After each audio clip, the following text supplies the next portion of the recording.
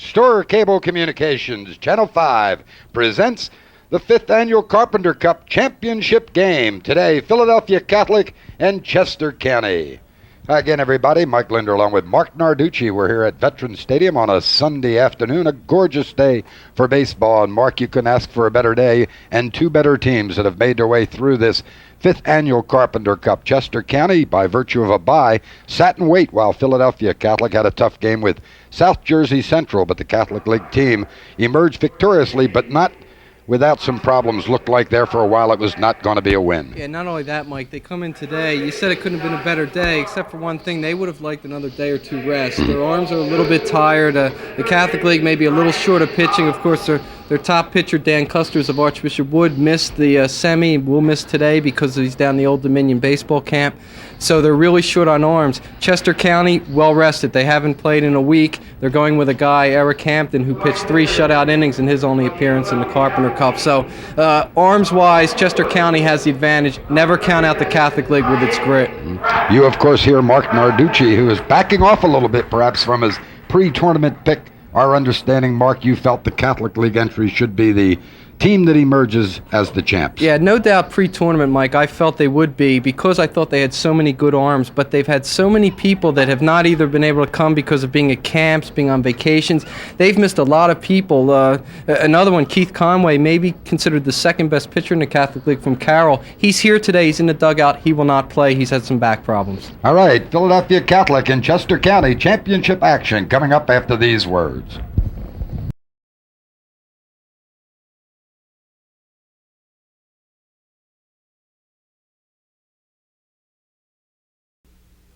Hold. Mike Lindner along with Marc Narducci. We're here at Veterans Stadium, opening inning action. Philadelphia Catholic, the home team, they're in the field, and Ryan Krause on the mound. He looks first at Josh Lupacini, the third baseman for the Chester County club. Pounds one on the ground down to third base. And Ely throws it wildly. It's going to bound down into right field. John Reimel quickly up with it. We're going to have a play at second, but in safely with 2 bases is the leadoff man for Chester County, Josh Lupacini, and that is uncharacteristic play for Scotty Ely. Yeah, no doubt about it. Of course, Scott was a main cog for Monsignor Bonner 2 years ago when they won the Catholic League Championship, and also had another excellent season this year. It's very important that they play errorless ball and make very few mistakes because these pitchers, we don't know how long they're going to be able to stay on the mound. One thing about Krause, Mike, on most teams in the Delaware Valley, he'd be your ace, your number 1, but on a team with Custers, I guess he had to settle for number 2, but his numbers were outstanding, 7-2 this year. Playing early with the bunt, Kilby lays it down, and it is caught by Scotty Halls and up to Bob Sadwick. We'll take a look at a replay on that first play of the ball game. Yeah, the perfect, that was the first play, yeah, when it just got by Ely, and it got to Ely, but does a good job playing the bounce too, but just looked like he winded up a little too much in the throwaway wide. All right, they move Lupacini over to third base on the successful sacrifice, and that will bring to the plate the number 3 hitter playing at first base today, Darren Stroh. Stroh up there aggressively swinging at the first pitch, and Krause is ahead 0-1. And he's got a little bit of power, Mike. He hit 500 with 3 homers, 18 RBIs for Avon Grove, and with a guy on third base and really the heart of the order coming up, it's a good situation for Chester County. And we have to make mention when we talk about the lineups, they're using some of their better people late, and that's something the Catholic League also did very well yesterday. On the ground, Sadwick will get to it, but it'll be ruled foul. John McArdle, the umpire at first base. Behind home plate today, Tom Beck. Umping at second, Walt Yost, and down at third, Brian Collins. Of course, John, a very familiar name to people in the Delaware Valley, the basketball coach at Chestnut Hill Academy, and has really done a fine job there. Krause ahead of Stroh, 0-2. Lupacini at third base. He's a one-out base runner. Good pitch outside corner, took something off of it, and Krause sees his way out of this early game problem. 2 down Lupacini remains at third. We go to the cleanup hitter, Jason Troilo. Troilo starting today at catcher. Comes into the game, still looking for his first base hit. He's 0 for 4 in the tournament. Hit 405 this year for Kennett, and he's going to James Madison on a baseball scholarship this year, and he's also done a good job academically, too. 1-0. Lifted high to left field. This will chase Harry Carr back, and Carr reaches up and gets it, and the first inning, which started, looked like it could have been disaster early for Catholic, ends quietly enough as Ryan Krause is able to recover and sustain the problems. We'll go to the bottom of the first inning, 0-0. Happy to be joined today by Marc Narducci, a busy young guy, not only writing, of course, Philadelphia Inquirer, and with that great radio show on Saturday morning, WIP. But Mark, happy to see that someone's finally doing what you're attempting, and that is a newsletter for high school sports in the Delaware Valley. Tell us about that. Okay, Mike, we really are excited about it. We're coming out with our first issue in September, covering a lot of the boys' sports, baseball, basketball, football, soccer, and wrestling. And just for people that are interested or anything, we'll give our phone number out, and if they're interested, they can call us. We have message people taking messages all the time. As I say, we're coming out in September, 9 issues, $15.95, 609-582-2239. That's 582-2239. Of course, if anyone has any questions, they can get a hold of me at WIP. Let's take a look now at the defensive alignment for Chester. At first base, Darren Stroh. Playing alongside of him at second, Scotty McGraw. Starting at shortstop today, Chuck Kilby. The starting third baseman will be Josh Lupacini. And in the outfield for Chester, at left field, Chris Lengel. Starting at center today, John Delaney. And over in right field, Dennis Cassell. Starting behind home plate, Jason Troilo, and he'll be looking at the offerings of Eric Hampton. Hampton is 1-0 in this tournament. He's pitched 3 innings, given up 2 hits, no runs, walked a couple and struck out 2. He's another one, Mike. A lot of low ERAs on this Chester County team. During the high school season, he was 6-2 with a 1.31 ERA, and just really set the tone for this team in the Carpenter Cup when he pitched those 3 outstanding innings to open up against a very good hitting South Jersey South team. They really stifled them in that game and winning 7-1. Joe McEwing, the leadoff batter for Catholic. McEwing, starting in center field, takes a look at ball 1. Of course, Joe Mike, one of the premier athletes in the Delaware Valley, averaged about 18 points a game for Egan's basketball team, and really did the job as a center fielder this year. Hit 420 for Egan. And McEwing, one of those first team selections in the Daily News All-City. Looks at ball 2, up and away. So McEwing out in front of pitcher Hampton. Now 3-0. Let's check it. Still hasn't committed to a college yet, but he told me before the game that as he takes ball 4 there that he will play baseball, not basketball in college. And the hot-hitting Scotty Halls will be the next batter. Halls, just an outstanding catcher. Halls also from Bishop Egan and was a #1 catcher in the city, according to the Daily News. Scotty steps in, hitting at a 500 clip for the tournament, and he looks at Hampton's first strike of the afternoon.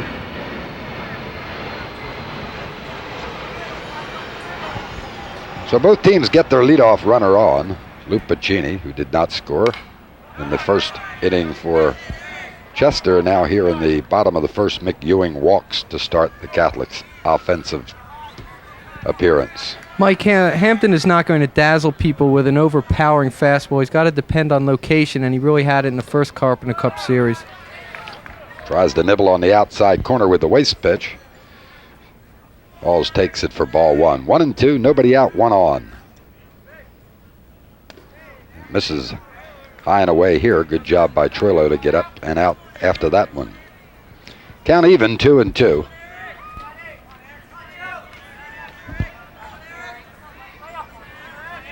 Balls with runner moving, 3-2 high, but there'll be no problem here. Good job back up by McGraw as the throw from Troilo went over the head of Kilby. We'll have a full count on the batter, Halls. McEwing at second with a stolen base. And, this is what the Catholic League has done this whole Carpenter Cup tournament.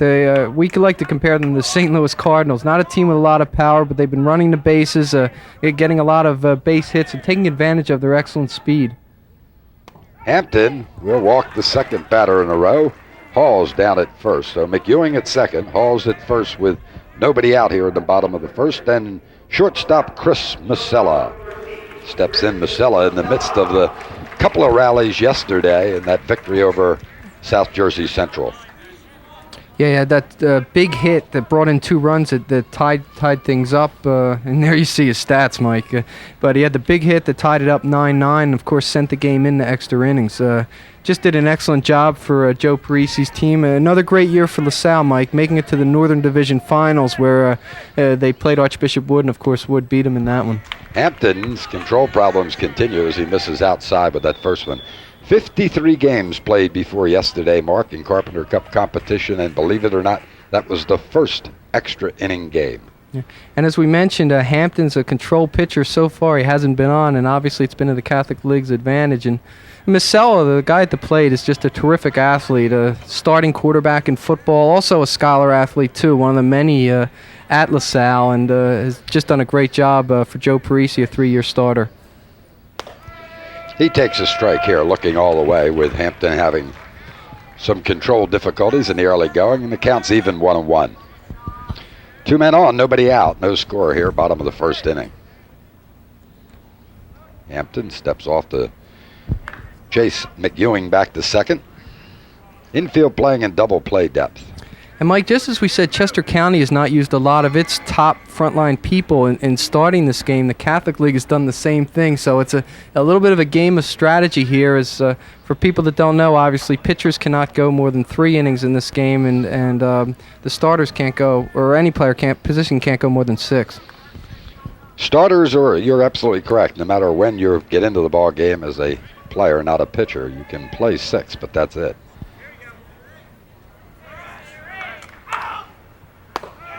Good pitch. Yeah, and manager Paul Ellis did that yesterday against the South Jersey Central team, starting Sean Sr., who may be the premier high school pitcher in the Delaware Valley. He did use a lot of his second-line people kind of conceding that, and that's why they were able to come back for the big rally at the end. This will be a tough play. Second baseman McGraw will get across in time to get it to Stroh at first, and they'll retire Masella for the first out. But he moves the runners along, does his job. McEwing going over to third, Halls into second. And the starting first baseman will come to the plate, Bob Sadwick. Yeah, and an excellent piece of hitting that time by Masella, trying to advance the runners, giving himself up a little bit by going the opposite way. Sadwick comes in looking for his first hit. Been up just a couple of times. So both teams have advanced the runner to third in the first inning. And Hampton will try to duplicate the feat of starting pitcher Krause by keeping that runner at third and not allowing him to score. This should be problems down the right field line, but foul. And the Chester team gets a break there. Hustling over was Dennis Cassell from right field, but just falls foul. Mike, you mentioned they got a break, and you're right, because Hampton started him off with an off-speed pitch. It was outside, so he's behind the count already. Had to come in with the fastball, and if you're going to do that with this Catholic League team, they've shown that they can hit the fastballs, and if they start sitting on it, it could be a long day. Throwers would have difficulty with this team. Pitchers will have greater success. Can't just come in there throwing the heat down the heart of the plate. 1-1 count, 1 out. And swings through that outside fastball, so he's staying outside to Sadwick and having success.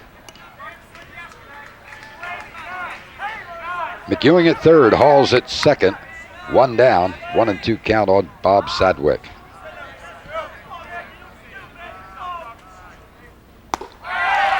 Big out for pitcher Hampton as Sadwick swings and misses. 2 down. John Reimel comes to the plate. And, just as we said, you can't sit on a fastball. He throws 2 fastballs right by him, but the difference was he put them on the outside corner, had a little bit of movement on them. Reimel struggling at the plate in this tournament, hitting .200, but has an on-base percentage of .429. Hampton looking to get out of early trouble. This is inside tight with the fastball. Ball 1. Of course, we see a lot of people from Archbishop Wood. Their manager, Paul Ellis, is managing this Carpenter Cup team. Of course, they won the Catholic League Championship this season, their first in 25 years, and did just a great job beating Carroll in the finals, 1-0. Quite a pitcher's duel between winning pitcher Dan Custers and a gritty effort by Frank Rauscher of Carroll. 2-0 pitch. Swung out and missed. Looking for that fastball. He got it, but could not get the bat on it. 2-1 the count, 2 down. Eric Hampton working in first inning here, looking to escape trouble. The other thing is, Mike, when you haven't pitched in an entire week, maybe location's the first thing that you have a little bit of trouble with. The opposite problem that the Catholic League pitchers are going to be having. Well, that is a pitcher's pitch there as he hits the outside corner and getting a good job done by home plate umpire Tom Beck. Count even, 2-2, 2 out, 2 on. And he swings through this one. And excellent pitching done here in the first inning by Eric Hampton. First 2 batters on, but he gets out of this jam with 2 strikeouts. 1 inning done. It's 0-0 at the vet. We'll be back.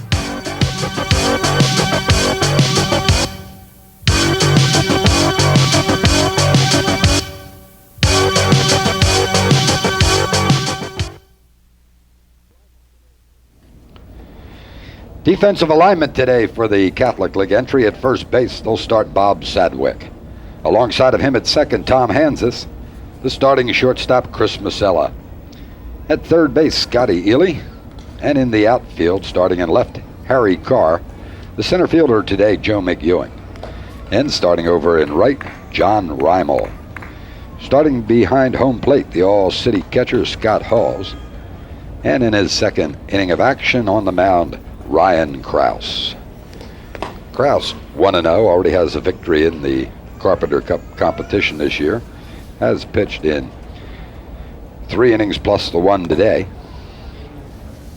Came in with 3 strikeouts and picked up another one, his 4th, when he struck out Stroh in the first inning.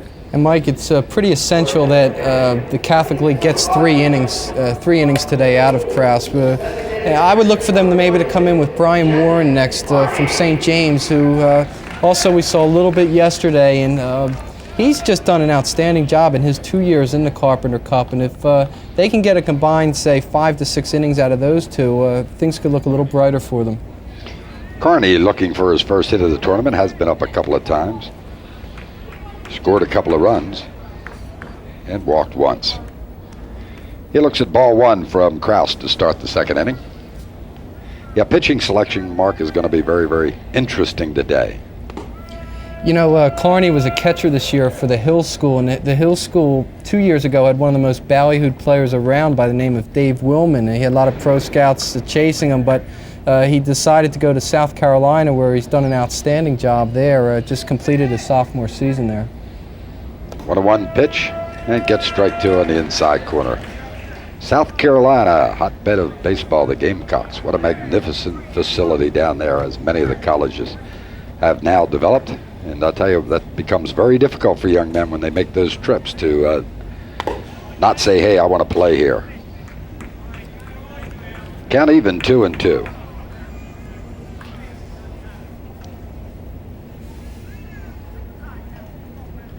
First batter, Lupacini, started the game getting on base, and now Carney looking to start things off for Chester here with something. He lines a foul into the right field stands. Count will remain 2-2. A lot of times, Mike, the teams from the Chester County area kind of get overlooked because they're not in very big leagues. For example, Downingtown is in the Chesmont League. There are only 4 teams in that league, so a lot of times they get a little overlooked. But when you think about it, they had Phoenixville, which won the PIAA District 1 championship in 3A, and Downingtown, which was the runner-up. So they both advanced to the state tournament. Both had tough first-round losses in the state tournament, especially Phoenixville. Count full to Shannon Carney.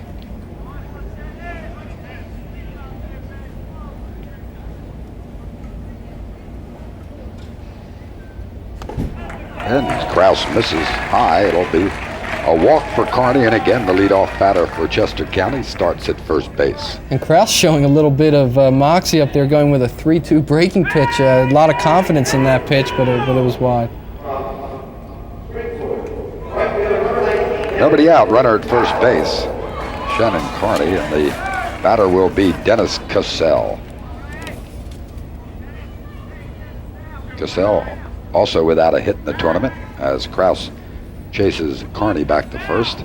Yeah, this year he hit 380 for Springford, and he'll be going to a pretty good baseball program at Widener University. One of the better Division III athletic programs in every sport. Starting with the fine football job done by Bill Manlove. Outstanding basketball program under C. Allen Rowe. Yeah, one reason is that Widener does something that maybe not all the area schools do. They really recruit well in the Delaware Valley. Again, Kraus goes to first. A little better move this time. They have an outstanding academic program and pretty decent graduate school now, and that usually spells an outstanding faculty. Kraus chases him back again. You know, you wonder with nobody out, I know it's early in the game, but runs may not be that easy to score upon. You wonder if Coach Luke McNichol from Westchester Henderson will have him bunting. Yep, that shows he wasn't listening to what I was saying. Well, he could do it on this pitch. Sometimes you'll have them give them that one good swing, and that was not a good swing as the pitch was out of the strike zone. But 1-1, he's taking a long look now down at the coach. And remember, he did have Kilby sacrifice Lou Piccini along in the first inning when they got Josh to first with nobody out. See what Cassell does this time. They're running. Swung through and missed. High throw, and the tag from Hansis is not in time, and Kearney is in safely with the stolen base. Mike, I think they had the hit and run on that time, and a few times you'll see a hit and run, not the guy doesn't hit and it's still executed. He made that pretty easily in the second base. Well, Cassell had to go and offer another high pitch. Difficult to get the bat on, but he did his job to protect the runner and cause Halls a little problem before he could throw. So nobody out. Kearney at second, 1-2 the count on the batter. Kraus misses high, 2-2. And Ryan Kraus may be showing a little tiredness in that arm. Mark throwing a lot of pitches here in the early going. Yeah, but at least he's one of the pitchers that didn't throw yesterday, so. So 3 straight high pitches swung on by Cassell, and he is a strikeout victim. It's Kraus's second K of the ball game, and with 1 out, Chris Lengel, the starting left fielder, will step in.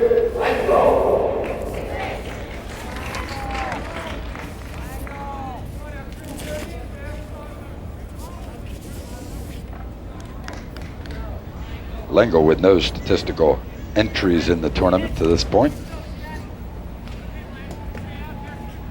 Kearney started the inning with a walk. He stole second, and Kraus was able to get Cassell on strikes as Lengel brings one back foul and into the press box and out. First foul ball mark of the tournament that has made it into the press box. And when you get to game 11, you start recounting those kinds of statistics. Yeah, yesterday in the press box they recounted first stoppage in tournament history due to a garbage truck. So. Lengel misses this one. Good pitch off speed from Kraus. How about that, huh? Trash truck, garbage truck coming along in the crucial moment in the ball game, and maybe took a little some of the excitement away. Mike, one thing that Kraus is really doing impressively, and you don't see it done, especially in high school with the aluminum bat, is he's pitching these guys inside very effectively so far. 0-2, and he wastes one away this time. Let's see if he tries to bring it back on the hands. I've watched most of the good pitchers in the tournament. Of course, I've seen them all. This is my 11th game, and most of the top pitchers, Mark, have been doing that this year, throwing inside. 1-2 pitch.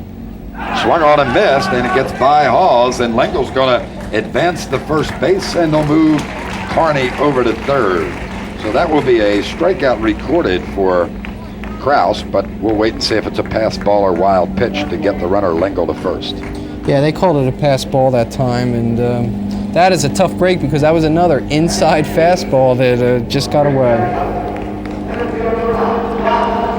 John Delaney, the center fielder, comes to the plate. He's got runners at the corner. There's one down. So Kraus again with some problems here in the second inning. Had difficulty with Lupacini's situation in the first inning. Was able to get out of that one. Let's see what they do with Lengo at first. He's not moving on this pitch, and Kraus delivers a strike to Delaney.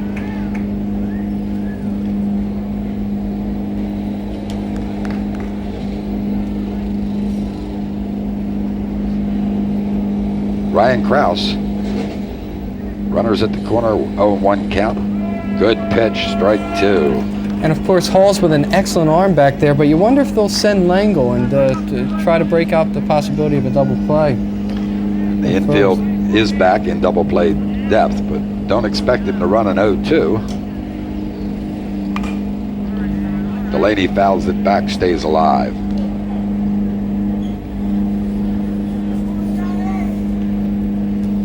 Like the Carpenter Cup is really a kind of a tournament of endurance. It's not the best 9 people against the best 9. You have to really show depth, and this is going to become a very interesting chess match as to when some of the other players will come in as that time Delaney strikes out. Good pitching by Kraus, and sees his way out of it as he gets the second out. 2 strikeouts this inning, 1 in the first. He's got 3 for the ball game. Technically, right, he has 3 strikeouts this inning. Yes, that's correct. So he's got 4. McGraw, the batter. McGraw looks at a strike. McGraw has not yet gotten a hit in 3 previous plate appearances in the tournament. Top of the second inning, no score. Runners at the corner, 2 down. Will it stay fair? No, it's just foul down the right field line, and McGraw comes close to scoring a couple. He'll have to come back and do it over again, and he's down in the count 0-2. Yeah, first base umpire John McGardle's had a couple of tough calls to make where he's right on both of them. And I'll tell you, you'd have to think that with McGraw being the number 9 hitter, that Kraus really wants to do away with him and not have to face the top of the lineup coming up. McGraw going to BC next year. He was saying before the game he doesn't know if he's going to be playing baseball there. Fouls another one back. Well, so many fine academic people in this tournament. When you read the roster of colleges they're about to attend, you understand their academic achievements because of great schools represented.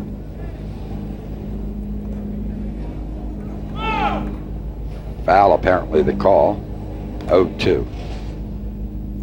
I'll tell you, I really like the way Kraus is setting up batters. He had been starting out with McGraw outside, and then he tried to bust him in with a slow breaking pitch that time. And he's really moving the ball around and really showing a great intelligence out there. And waste 1 high, 1-2 the count. Carney at third, Lengo at first, 2 down. You know, another thing is McGraw not getting around with those foul balls to right field. You wonder if right fielder Reimel might even want him closer to the line, too. Lines this one into center field, but McEwing is there and puts it away, and the threat is put down by pitcher Ryan Kraus. We'll go to the bottom of the second, still no score. Marc Narducci, I am amazed at your prolific work product, how anyone does as many things as you do, putting together a 4-hour radio show every Saturday that anyone that listens to on WIP has to recognize must include 20, 30, 40 hours work of research all week. How anyone can be as up on the happenings of high school sports in the Delaware Valley is beyond me. How much time do you put in? I put a lot of time, Mike, but I learn a lot from the callers because they're the ones that are seeing people in different areas, and I really don't know as much as a lot of people think I do. It's just that I try to take in what they tell me, what I see, and you get a pattern. You know, I've been doing, as you've been doing this for quite a long time, you start getting a pattern on, you know, how to get information and everything like that. It's a lot of fun. And one thing I like about this tournament, Mike, it brings up among the best from the area, and they get to say, you know, who's number 1. And this tournament has been so balanced. You know, this is the 5th year. They've had 4 different winners. If Chester County wins, it'll be a 5th different winner in this. And it just shows a tremendous balance in this area.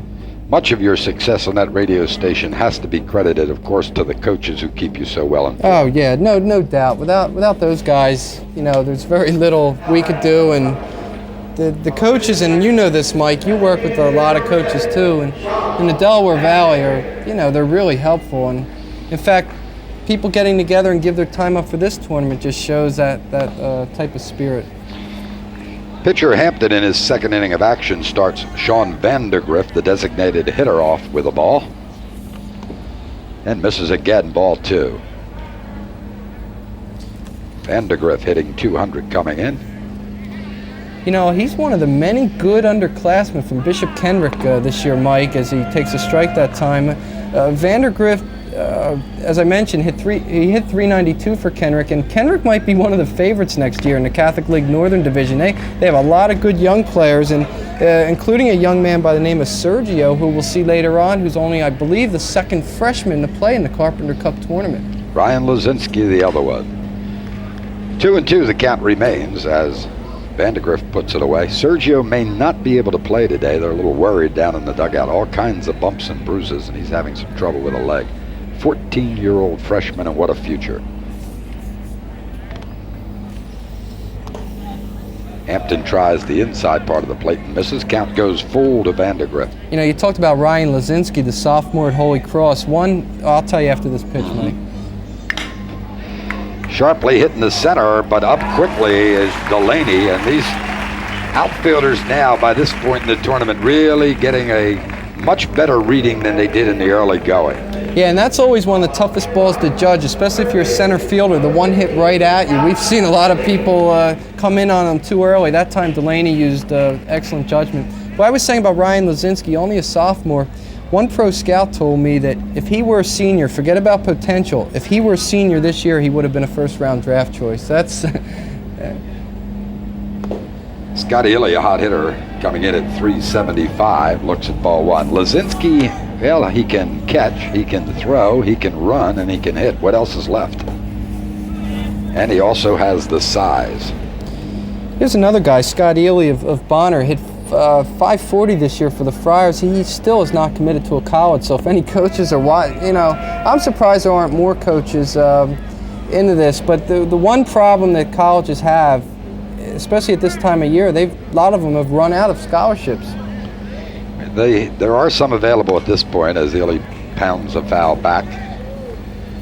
The reason for that is because of the draft. A number of the schools, of course, have now lost some players to the draft, juniors, and usually the ones that are gone are the ones that have been getting the big bucks. The full scholarships are 3/4, and that opens up some money. Good pitch outside corner. Ely looks at it for strike 3, and we've got 2 outs here.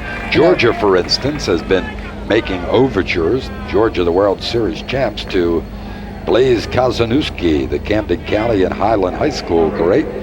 And the reason for that, both their shortstop and third baseman drafted high. They have not yet signed, so Georgia has to wait to see what they do, but that could be a break for Kazanowski. Yeah, and as we see Harry Carr, one of the fine young players in this area from Roman Catholic, only a sophomore this season, and not too many sophomores have played on the Carpenter Cup for the Catholic League. One I remember is Marty Carey from Cardinal O'Hara, who just had an outstanding career at O'Hara. Went on this year, he was a starting shortstop as a freshman at St. Joe's University, and they really love the way he plays defensively there for the Hawks. 1-1 pitch. Misses the outside corner this time. 2-1 to Carr.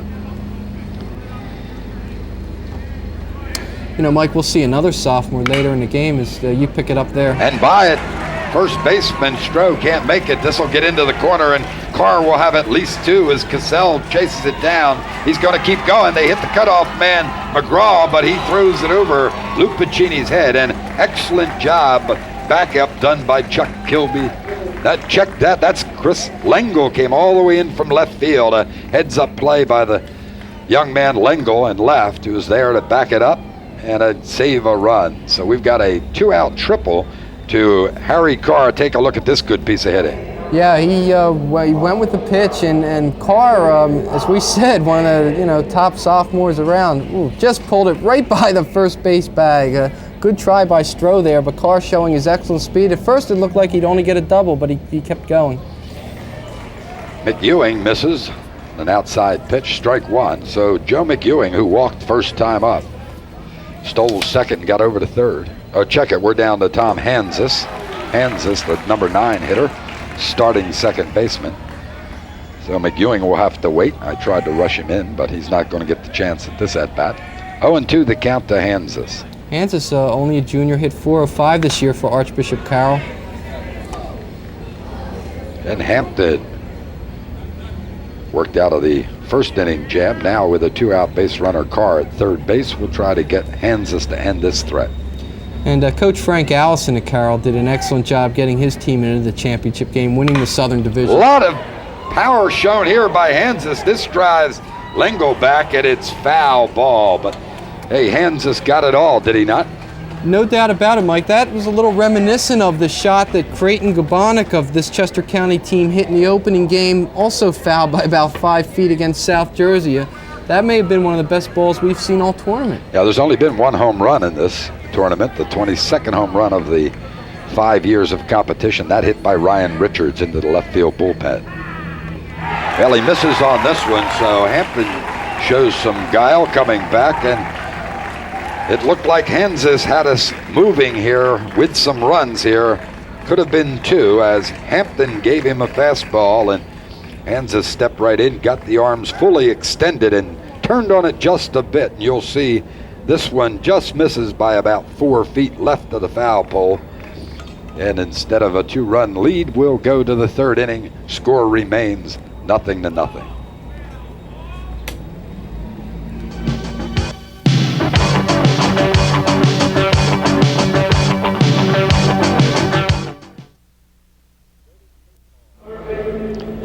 Third inning baseball from Veterans Stadium, the final game of the 1990 Carpenter Cup, Philadelphia Catholic and Chester. We're scoreless, and we're back to the top of the lineup. Josh Lupacini stepping in for the second time. He was safe on an error to open the ball game and advanced to second on the throwing problems of third baseman Ely.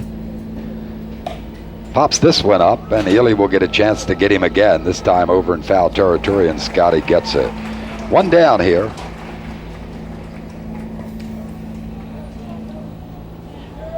And second batter, number 2 batter, the shortstop, Chuck Kilby, steps in. Mike, we ought to say something about Ryan Krause, the pitcher. Has not committed to a college, although LaSalle is very much in the running. And if LaSalle's able to get him, they've already gotten Kevin Corbel, who we may see later in the game, who's done a great job in relief in this tournament from Cardinal Doherty. Ely, another chance at third across the diamond. Good stretch by Sadwick. 2 quick outs here, and Krause has to love it as they're swinging early, and that's got to help him.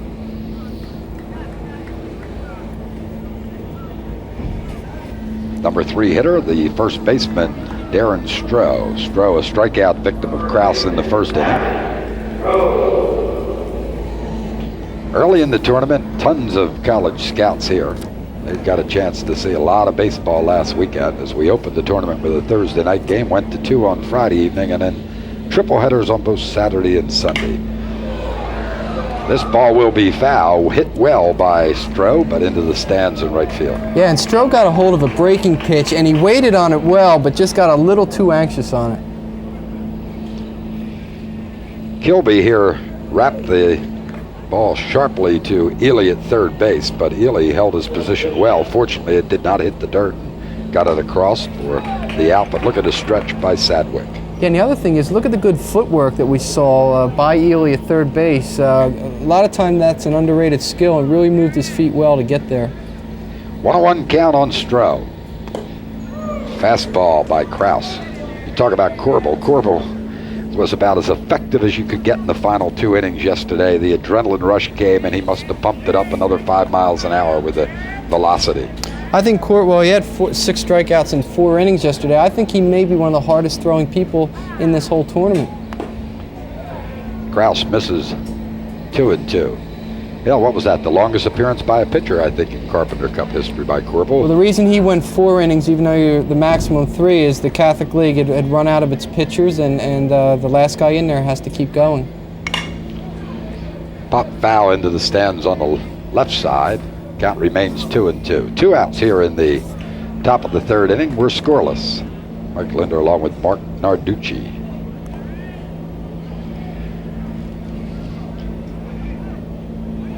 Never looks like they're drawing well here at the Carpenter Cup, but for what is essentially high school competition, quite a few people show up. Count will be full. South Jersey Central, I think, probably because of their proximity, Mark, probably brought more people to the Carpenter Cup than any other team. Yeah, Delaware also brings a pretty good contingent. They have a really good following in there too. A lot of times, Mike, it depends on when you played. Some teams played on nights when there were graduations. Good job done by pitcher Kraus as he retires Stroh in the side here in the third. That'll be another strikeout. He's got 5 in the ball game here. We'll go to the bottom of the third. We're still scoreless. Mike, one thing we have to mention, Chester County is one of the 5 teams in the Carpenter Cup that is prohibited from using underclassmen. And I just think that's a shame because it's Delaware is not, and four other teams that are members of the PIAA. And I've often said that the PIAA, when you make a rule, you have to make it for a good reason. And I don't see any good reason about why an underclassman should not be allowed to play in this tournament. We've seen a lot of them have had a great success. Many of them have gotten terrific experience here, and you get looked at a little bit earlier. And especially this late in the year, colleges, many of them are more concerned with how the underclassmen do, which is why so many of them showed up to that skills day they had here. And I just think it's an antiquated law that really has to be looked at. Rules are designed, I would believe, and everyone agrees, for the benefit of the young people, and this is one that maybe doesn't benefit them when you have a chance to get the exposure and possibly find that opportunity to go on to college and save a lot of money. You would think that with that in mind, they'd say, hey, we've got to give them the opportunity to get there and show off. I know the organizers of the Cup would like to see a lot more underclassmen in the tournament, and they leave that option to the teams, of course. Yeah. Mike, by the way, Kraus, of course, finishing up his 3 innings. Obviously no runs, only 1 hit, 5 strikeouts, and in 6 innings this year, he is not allowed a run in the Carpenter Cup. So he's just done a terrific job. As we get a look at Stan Parker, who's really one of the major driving forces behind this tournament. And Stan and people like Larry Conti and Dick Conley have just done an outstanding job with the hours they have spent not only here but in the off season organizing things and making things go, and those gentlemen really should be applauded for the work they've done and really making this tournament come about. How about another guy by the name of Bradley, who you talk about time, his time this year, motoring in from Pittsburgh. Will be driving back this afternoon. Yeah, Rich Bradley's done a great job with the press. And the other thing I'd like to mention, Mike, and it's an underrated thing, but the job the Phillies do as far as really opening up their arms, this would not be able to be done. And it's to my knowledge, the only one in the country that a major league team, kind of gets this involved with. And Richard Dietz and all the members of the Phillies, and of course it all starts with Bill Giles, and they've all just done a terrific job in really helping out the youngsters. Eric Hampton starts McEwing off 0-2. And gets him on 3 straight pitches. That will be another strikeout. And the 5th strikeout of the day for Eric Hampton. Not a bad piece of pitching. No, and that's when Hampton's most effective. Earlier in the game, he was having trouble. He was getting behind hitters, but when he gets in front of them, he can throw that outside breaking pitch as he did then and having people reach for it the way McEwing did. Scotty Halls, catcher, steps in for the 2nd time, walked first appearance. Mike, prior to Harry Carr's triple, I was getting ready to talk about underclassmen that are playing in this tournament. There is a good play made by shortstop Kilby across the Stroh for out number 2. Just I was saying is underclassmen play. We're going to see later in the game an outstanding sophomore, Roger Harrington of LaSalle. Maybe one of the quickest people in this entire tournament, and yesterday may have made one of the most outstanding catches, I'm told. I had to get here later in the day because I was doing the radio show, but I was told that was one of the best catches people have seen in quite some time. Masella, the batter, he looks at a ball. You're absolutely right. Steve Lang, in a crucial situation from Cherry Hill, really hit one a ton to left field, and Harrington went back up in the air on the warning path, took it over his shoulder, and then flew into the fence and then bounced off. Pop up here and handled by second baseman McGraw, and going quickly here in the second inning is the Philadelphia Catholic team. 3 up, 3 down. We'll go to fourth inning action. We're still scoreless.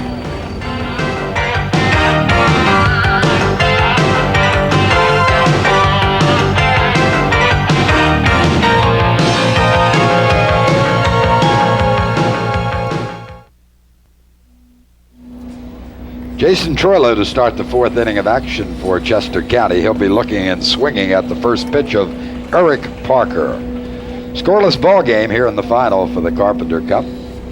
Mike Lindner along with Marc Narducci. Parker making his fourth appearance. And gets strike 2 on the inside corner. Parker has pitched in the previous 3 ball games, 4 innings, given up 4 hits and 4 runs. Walked a couple and struck out 3. Foul back.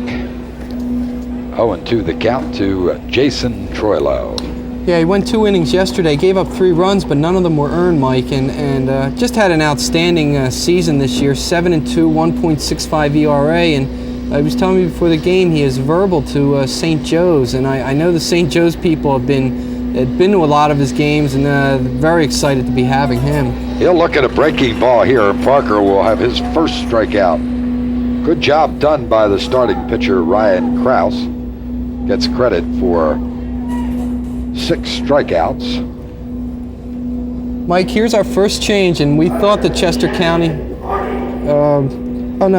we thought that Chester County would go to this a little bit early. Cesar Ramirez of Phoenixville, and I'll get into this as we go. He was one of 2 players from the same team drafted by the major leagues this year. He's a 37th round draft choice of the Cleveland Indians.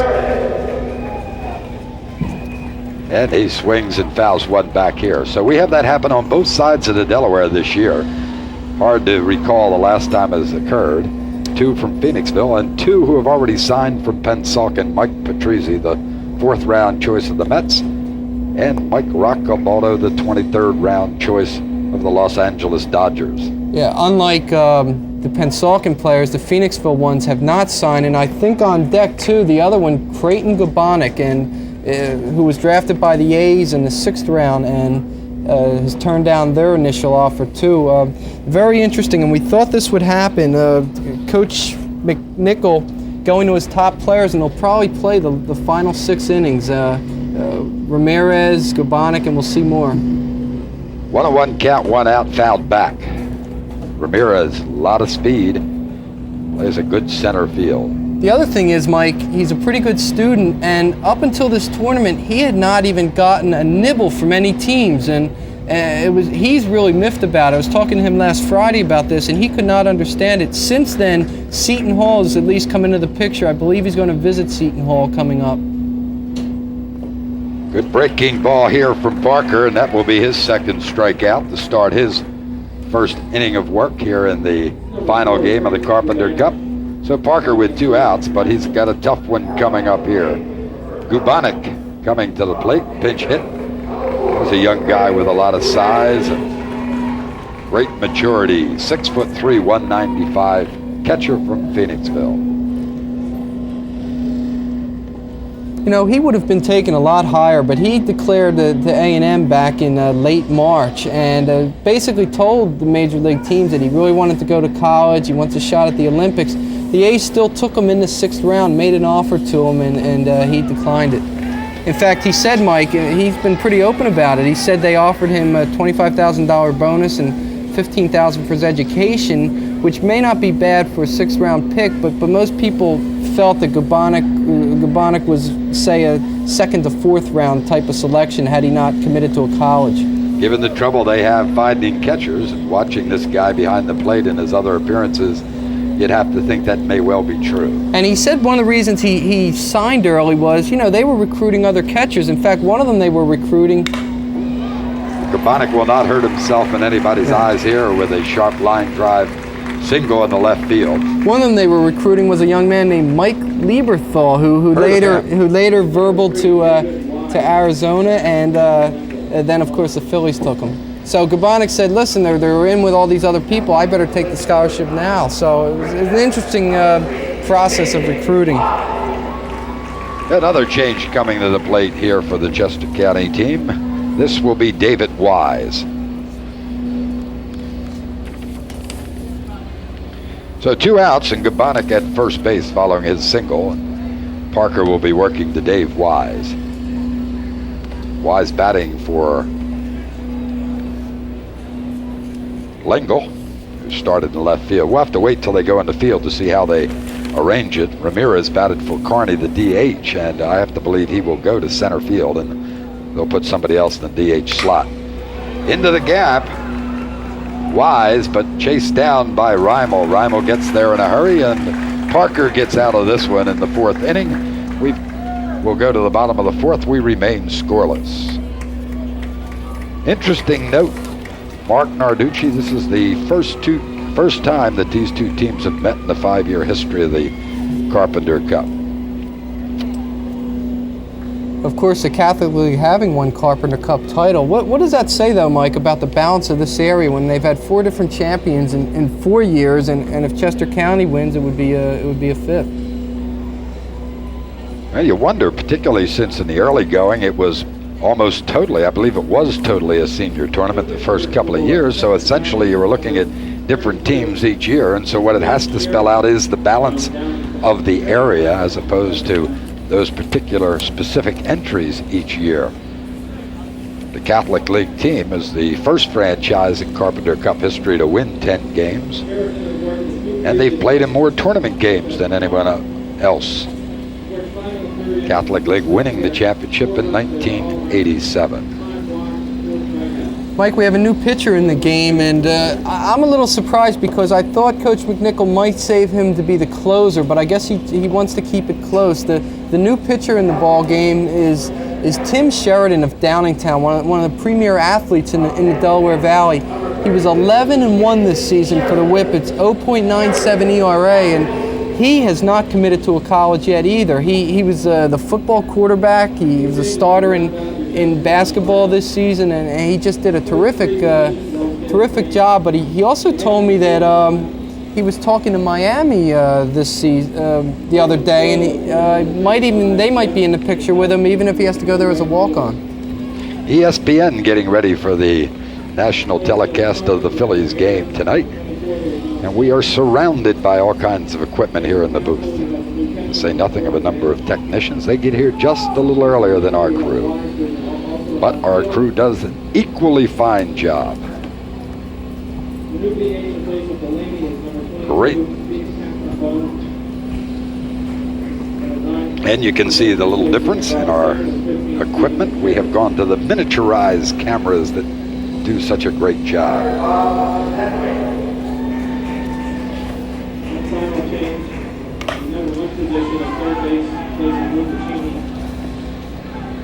Bob Sadwick fouls the first pitch of Sheridan off. 0-1 here to start the bottom of the 4th. We have still not scored a run.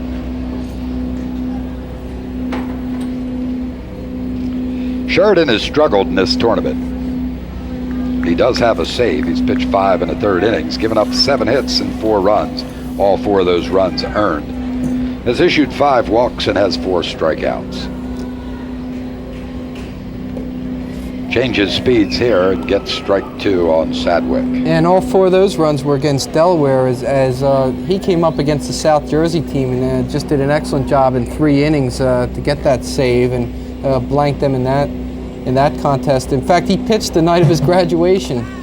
Sadwick fouls one straight back. Count remains 0-2. Sadwick a strikeout victim of Eric Hampton in the first inning.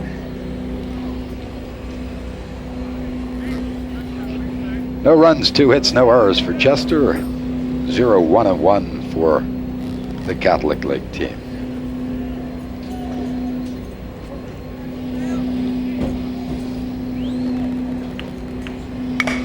Wrapped on the ground is second baseman McGraw, and across to Stroh. 1 down here in the 4th.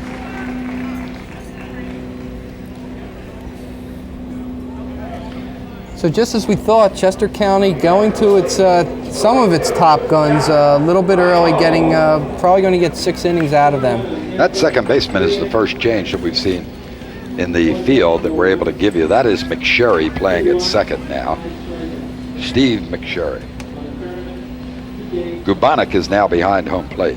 Also, Alex Petrolati of Springford now your third baseman, Mike. A.J. Petrolati. David Wise, who pinch hit last inning, will also stay in the game. David Wise of Great Valley and play left field. Did we get Ramirez in center? We'll have to wait and see. It looks like Ramirez out there. 2-0 the count to the batter, Reimel. Reimel pounds this one into left field, and Wise will get his first opportunity over near the foul line, and he puts it away for out number 2.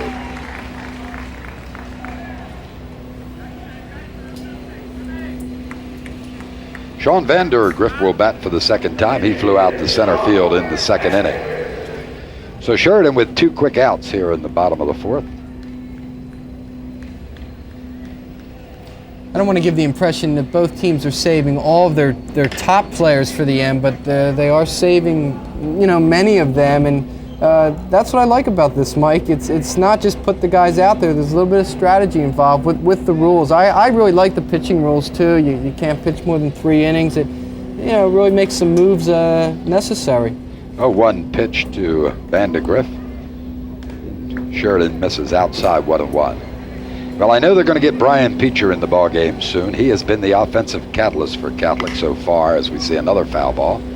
Every time he has entered the ball game, Catholic has exploded. Yeah, Brian did a great job for Father Judge this year, and he went through one stretch where he was 11 for 12. It was an interesting stretch for him, certainly. 1-2 pitch from Sheridan, misses high, gets by Gubanek. Count even, 2-2, 2 out. We have no score here in the bottom of the 4th inning. A lot of people probably very surprised in this final. Not to have seen more offense. On the ground and coming across to cut it off is Petrolati. He throws wildly and up in the air and into the stands. This will get Vandergrift down to second, following the error on A.J. Petrolati. His first play of the afternoon, maybe a little excited. We'll take a look at it again. Yeah, it did have plenty of time to get him, just rush the throw. And a lot of errors are made, especially in high school, Mike, when fielders are running or they have to be moving. And there it is right there. Didn't have enough time to really get set, but could have taken just a little more time and just rushed it. But I notice a lot of times when the footwork and the position of the fielders are better, they don't make the errors. And I don't think it's just a coincidence. Scott Ely for the second time. Ely also a strikeout victim of Hampton. On the ground, this is going to be a tough play. McSherry over behind second base, crosses the diamond, but not in time. Ely will beat this one out for a base hit. Vandergrift moves up to third. So runners at the corner for Philadelphia Catholic, and Sheridan with 2 outs will be scheduled to work and will work to Harry Carr. And I'll tell you why. We mentioned before the Catholic League is a team with not a lot of power this year, but a lot of speed. And to be very honest with you, the AstroTurf really suits them better than maybe anybody in this entire tournament. That was an example of it right there. And we have Carr coming up, who had the big triple his first time. Sheridan to Carr. Carr lays off the high fastball, ball 1. So we've had a lot of offensive opportunities in the ball game so far. No one has converted. We have no runs. And the Catholic League with an opportunity here. To third, and they are close to picking off Vandergrift, who maybe expected a little fake, that play that many people can't stand, to fake to third, to pick off try to first. Instead, Chester throws over and successfully completed that play a couple of times in their last victory. And there's the fake, and now back to first, but Ely back. I've seen that play work once in about 22 years. Yeah, Vandergrift getting still a big lead off third. You wonder why he needs such a big lead, especially with 2 outs. Carr swings weakly at that one. count even 1-1. And you know, Mike, we talked about Brian Peacher. It appears as if he's going to be coming in the game. He's on deck, ready to come in. So you know they want to get Carr out. This will go foul into the stands and left, and Chardon ahead of Carr, 1-2. 2 outs, 2 on. Bottom of the fourth, no score. Line score the same for both teams. No runs, 2 hits, 1 error. He's running at first. Going to be a base hit into left field on a moving runner from first. Will score the first run of the game. Vandegrift coming in. Ely, who was running all the way over to third, and Carr gets a single in the left field and an RBI. Carr will take it. It's a line drive in the scorebook. Yeah, and that was a good piece of hitting by Carr, because the pitch before, he did not look good on that outside pitch, and this time he was busted inside. He fought it off and was able to bloop it in. And there's a youngster we talked about, Roger Harrington of LaSalle, pinch running. And don't be surprised, even with 2 outs, Mike, if they send him. Brian Peacher steps in now as a pinch hitter. Peacher's done a great tournament. There goes Harrington. Hey, excellent throw from Gubanek. Gubanek shows us why he has that high draft selection. And McSherry applies the tag, and that'll do it as Harrington is retired on the attempted steal. We'll take a look at this super job done by Gubanek. Of course, Creighton can do more than hit. We thought he'd go. I didn't know if he'd go the first pitch. And he had an excellent jump, as you see there, Mike. The throw really had to be there, and a tremendous tag. We've completed 4. It's 1-0 Catholic on top.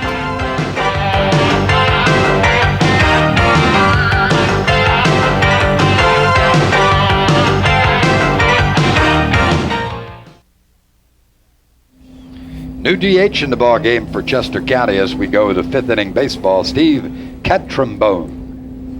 Eric Parker still on the mound. Comes with a real nice breaking ball. He's up to Catrombone, 0-2.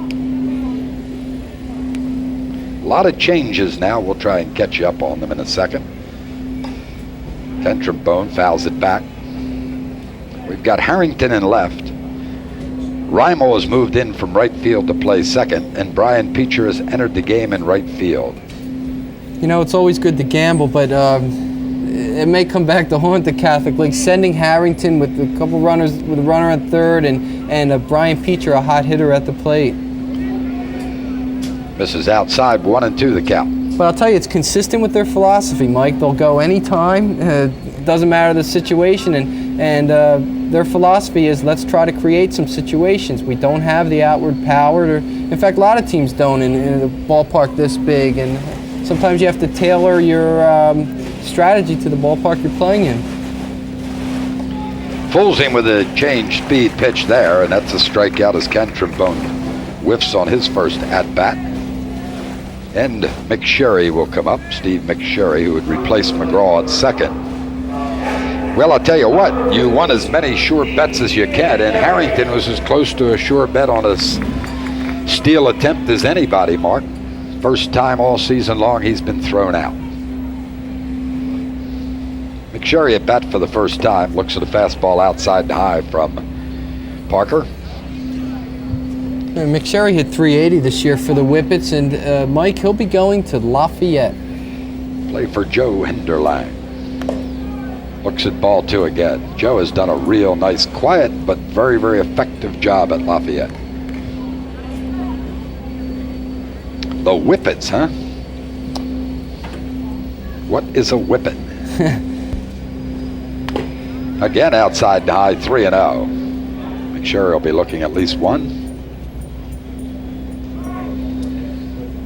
I'm going to give you time to think of this one, Mark, with all the teams you cover. I want to know the favorite nickname of Marc Narducci for a high school team. I will have to think of that for...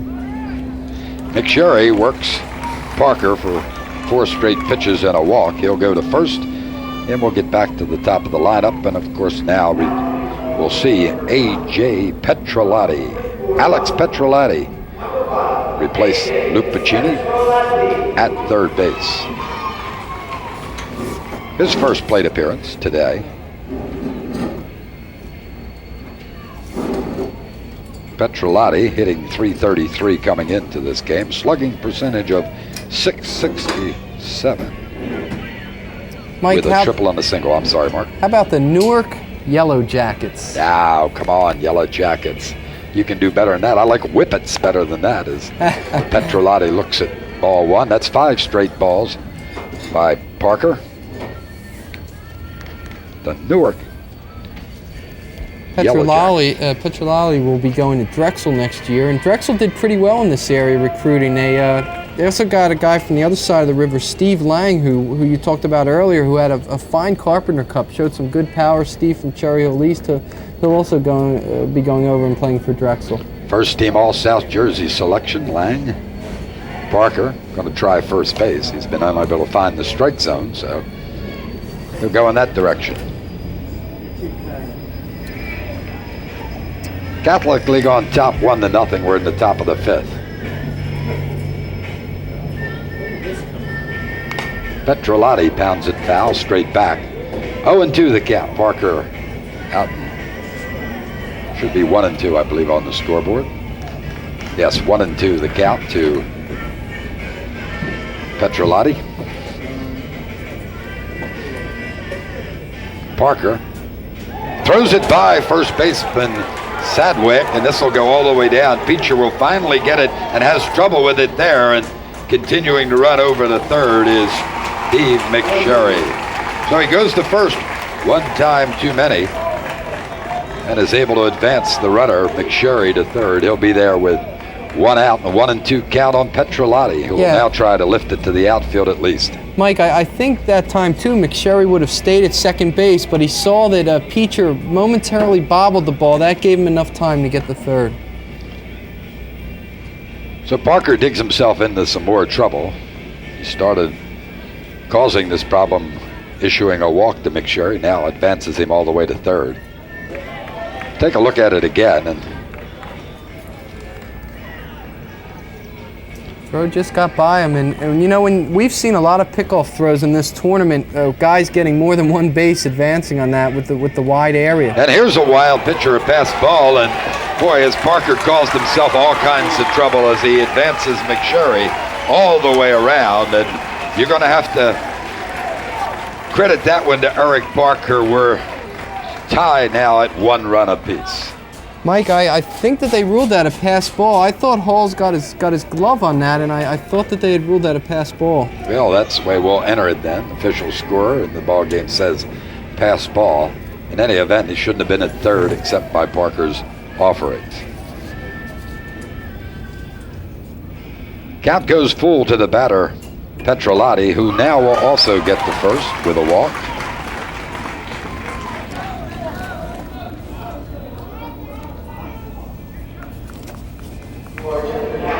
And now Corey Hanaho will step in and bat. Hanaho coming in and replacing Kilby at shortstop.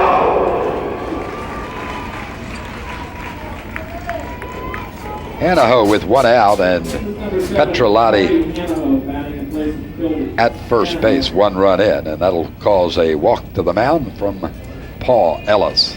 Ellis, the fine coach at Archbishop Wood, will come out to talk to Parker and try and calm him down.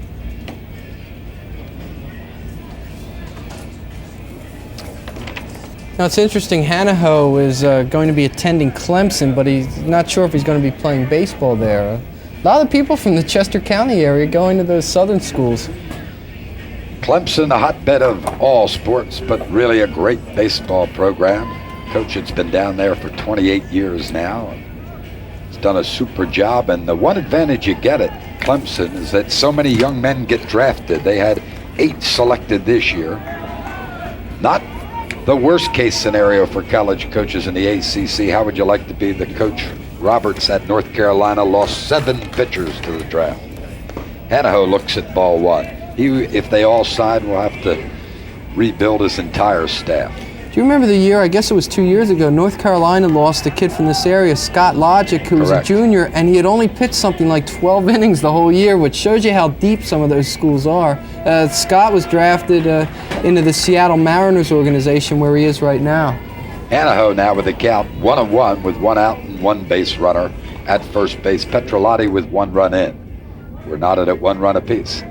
Yeah, Logic was not a happy camper in North Carolina with the way he was not used. Hanaho swings through trying to protect the runner, and Petrolotti will be at second base with the steal.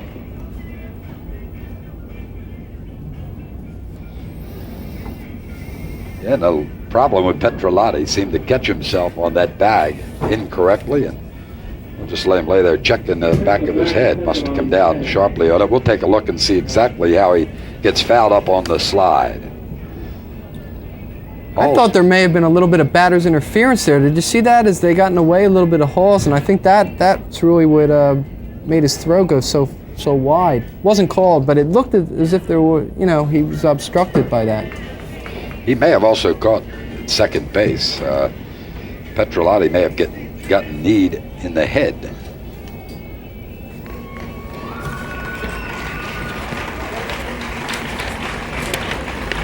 We'll check him out. He'll remain in the game. You can bet on that. Yeah, I think he banged into Reimel on the way on the tag that time, and good to see that he's up right now.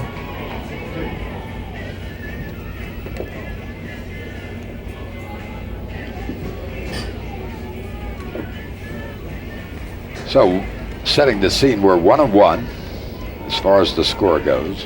We've got one out. We've got a 1-2 count on Hanaho, who swung at that outside pitch to give the runner Petrolotti a little help.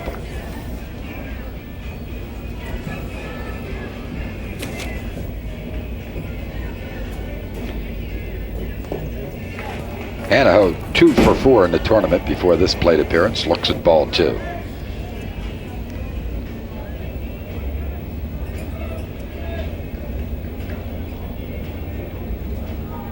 Big lead for Petrolotti at second. And Parker just misses with the breaking ball. We're full to Hanaho. Petrolotti already with the steal, taking a lot of lead at second base. He's out on the grass. Hanaho puts it in the hole off the glove of third baseman Ely, and they cannot make a play. That was an interesting play that time because Masella, backing up the play, really even faked out his third baseman Ely. I think if Ely would have been looking on the bag, they may have been able to pick off Petrolotti at third base that time, Mike. So Ely will be charged with his second error of the afternoon. Base hit. Oh, they're going to change it and call it a base hit. So Hanaho instead will be credited with his first hit of the day. And that's the first hit for Hanaho and the third hit for Chester County. Take a look here again. This is a tough play for Ely. Yeah, but a good play backing it up that time. Now, I don't know if it'll be able to show it. Now watch. He makes the fake there. Ely thinks he's looking at him right there. Thought he was going to go to first, and the runner was also caught off guard too. Stroh swings and fouls it back. 0-2 the count. Parker out on top of Darren Stroh. Stroh, his third at bat, would like to get the bat on the ball this time, has struck out twice. Stroh from Avant Grove. Petrolotti was kneed in the back of the head by the second baseman. Does he offer at it? Let's see if we get an appeal. We do not. 1-2 the count, one out. Petrolotti over at third, Hanaho at first.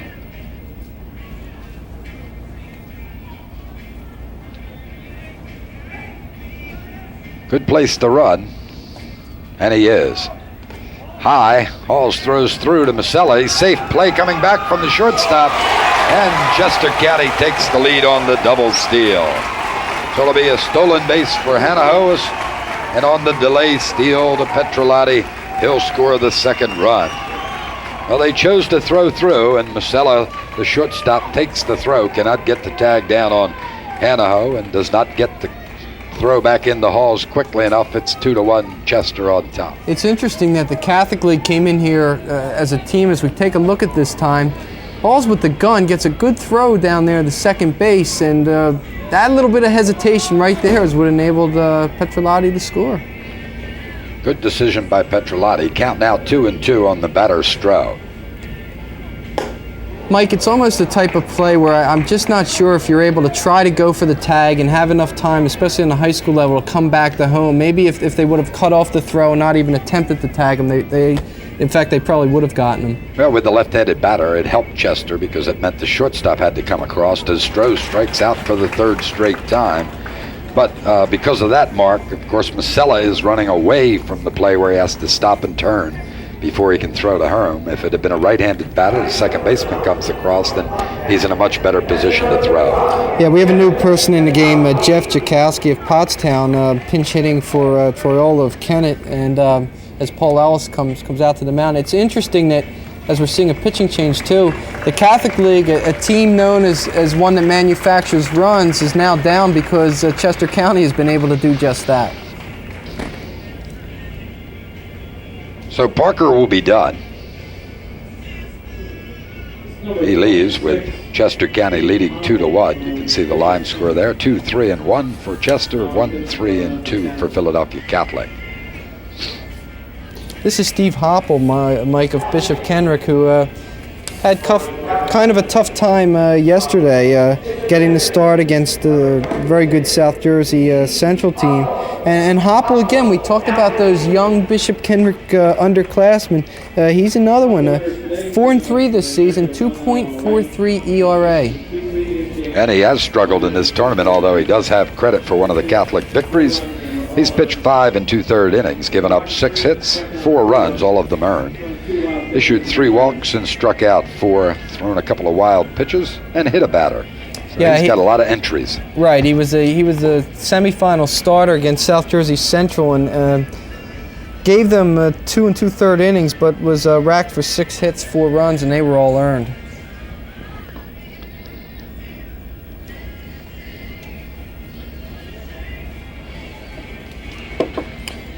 Steve Hoppel from Bishop Kendrick, 6 foot, 180 pound, 17-year-old junior. I think Philadelphia Catholic, I haven't done a statistical analysis of it, Mark, but I think the Catholic League entry this year is the youngest team in the tournament, more underclassmen than anyone else. Well, Mike, again, for the past couple of years, I think that they've been able to do that. You didn't see him yesterday, but Custer's pitched here as a sophomore, did a terrific job. They had a lot of good juniors pitching last year. Brian Warren, a young man we'll probably see from St. James, he did a great job as a junior. And the thing about the Catholic League is they have a good delicate balance. They have enough seniors to carry them through and give them that leadership, but they also have enough talented underclassmen to keep it going for each year. Jakowski on the ground to Masella. Masella gobbles it up, gets it across, and they're out of the inning, but not before they give up a couple of runs, and Catholic will come to bat here in the bottom of the 5th. They're behind 2-1.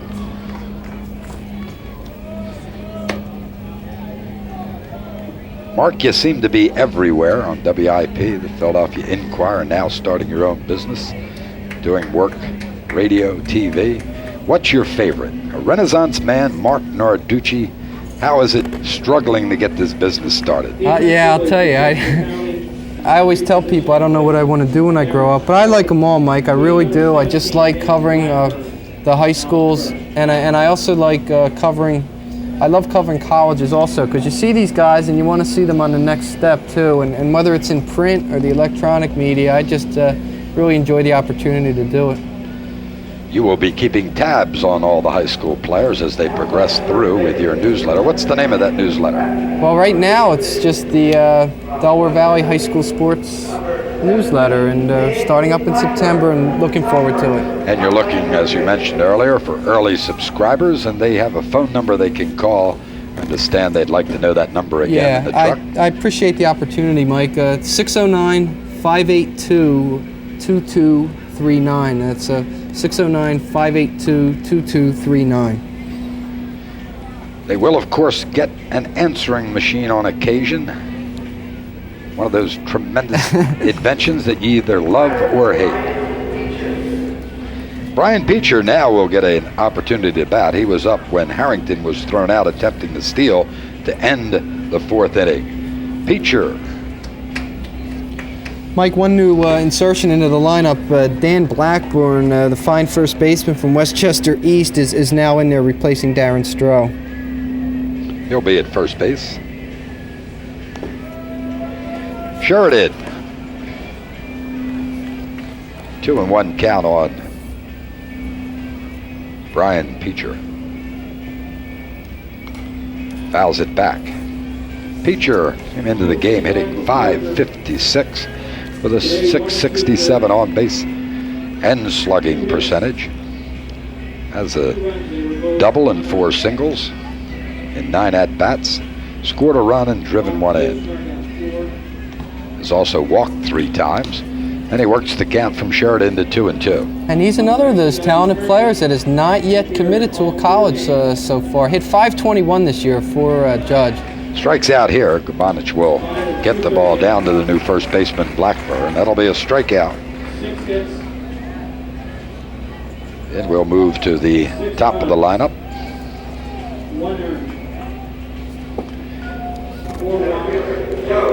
Joe McEwing remaining in the ball game here in the 5th inning. McEwing has walked and struck out. He takes ball 1. Got McEwing, that got McNichol. McNichol we'll see a little later. And Sheridan misses twice. 2-0 the count to McEwing.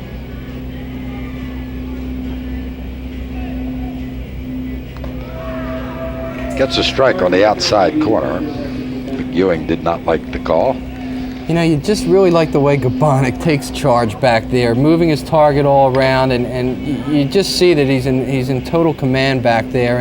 And I talk to a lot of scouts, and obviously when you look at a high school player, you look at his offense first, but they're equally as impressive as his defense back there. And you know, he's a converted third baseman. He's not even been catching that long. It just does a tremendous job. Reaches out, then puts this one foul down the right side. Just punched that ball to protect himself on the 2-2 count. Yeah, you could build a nice club around Gabanich.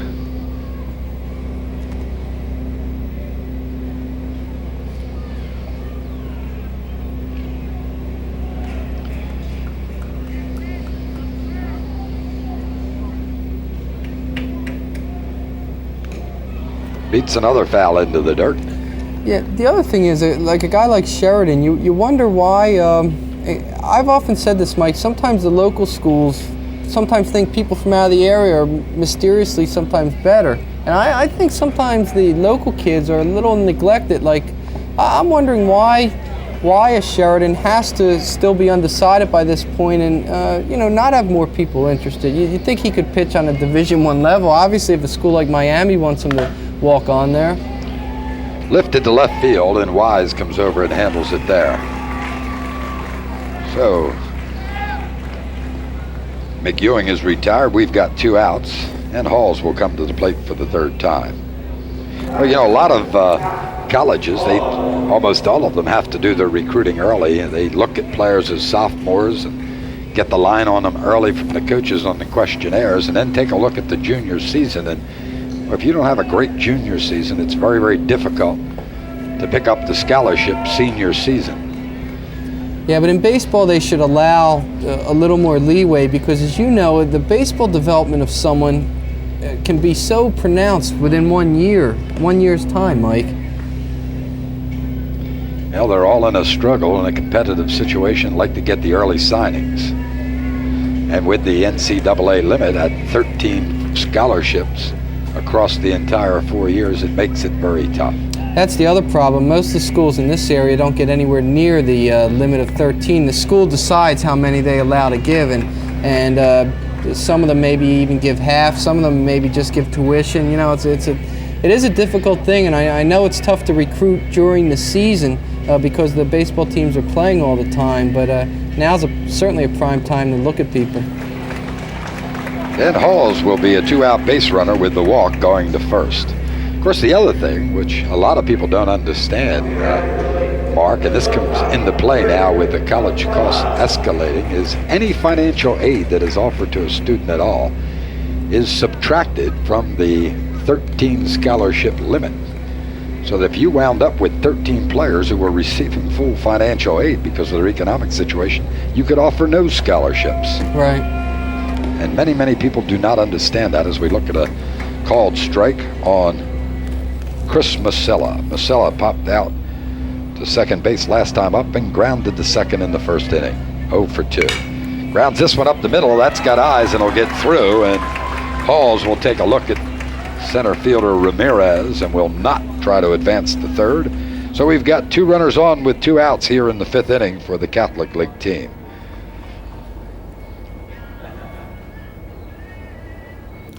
We have a pinch hitter coming in now, again from Bishop Egan. Frank Fisher stepping to the plate, Mike, coming in for Bob Sadwick. And Fisher will go to first base after this inning, replacing Sadwick. You know, he's a real interesting story. Not only his baseball stats, he's #1 in his class, Mike, and he's earned an academic scholarship to the University of Pittsburgh. Get this stat, 1440 on his college boards. Not bad. That might be more than you and I had combined, right? Well, speak for yourself, Mark. I'm so old they didn't have college boards then. Did they have college? Yeah, they had college boards. Fisher looks at ball 1. Now strikes at 1 and misses. But I'll tell you what, in those years, you took the test, but you really weren't even aware of it. The kind of tension that has occurred in the last decade and a half didn't exist way back when. Checks his swing on that one. Well, you know, Appeal to third, and it is not a strike. 2-1 the count. He didn't just put up good academic numbers. He hit 396 this season, leading the Vikings to the Catholic League title. The Vikings. Popped up. Ramirez gets a quick start, camps under it in center, and that will do it for Catholic here in the 5th inning. We'll move to 6th inning baseball. It's 2-1. We've got a good one, or 2-2. I'm sorry. We've got a good one here at the vet.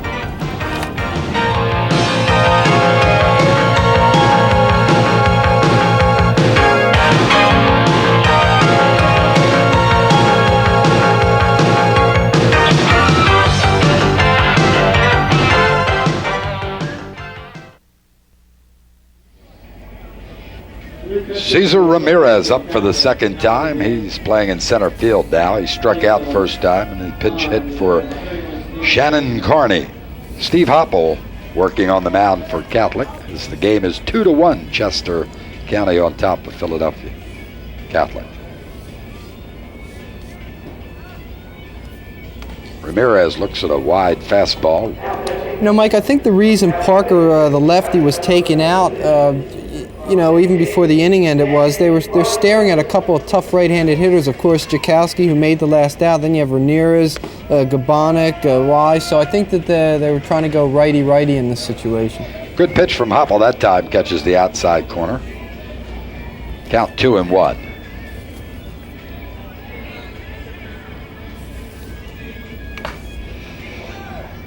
Reaches out and taps it foul to the new first baseman, Frank Fisher. So we've got Fisher at first, Reimel at second, Masella and Ely remain on the left side at short and third. Harrington in left, McEwing still in at center, and Brian Peacher over in right. Stan Bystrick, the new catcher, replacing Scotty Halls, and Hopple on the mound.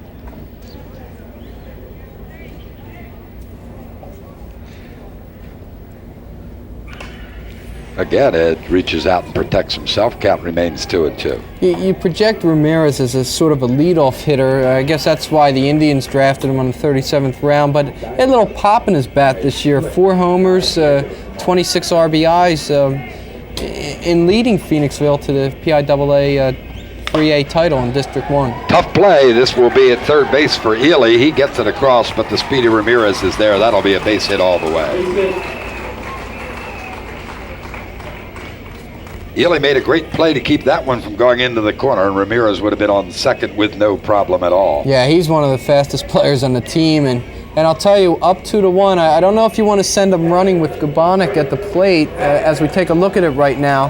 As you mentioned, a good play there, guarding the line against the quick Ramirez, but that hesitation, even if he hadn't dropped it or anything, or you know, he's not going to get Ramirez. Look at that arm, though. Excellent arm that time by Ely. Gabonik looks at an inside fastball, ball 1.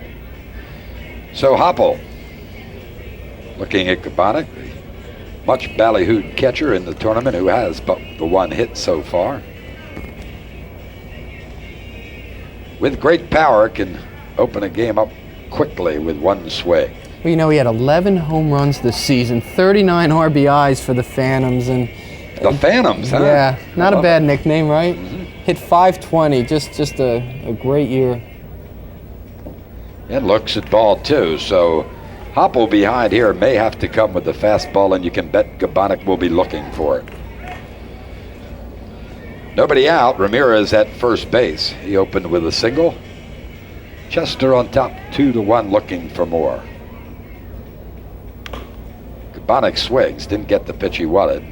Weakly fouls it to the right side. Yeah, he tried to pull the outside fastball that time. As your buddy getting some TV time. John McArdle. John's had quite a few plays over there today.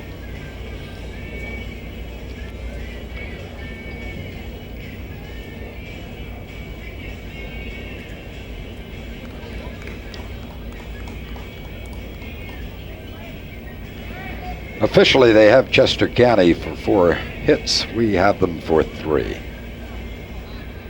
He's running, and on the ground, foul to third base. So hit and run on.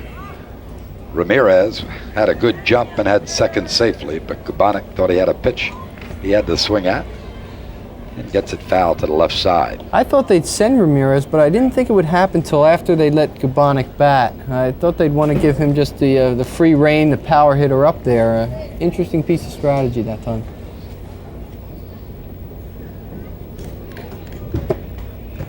Quiet ball game offensively here at the Vet in the final. You just sense it's going to break open. Hasn't happened yet.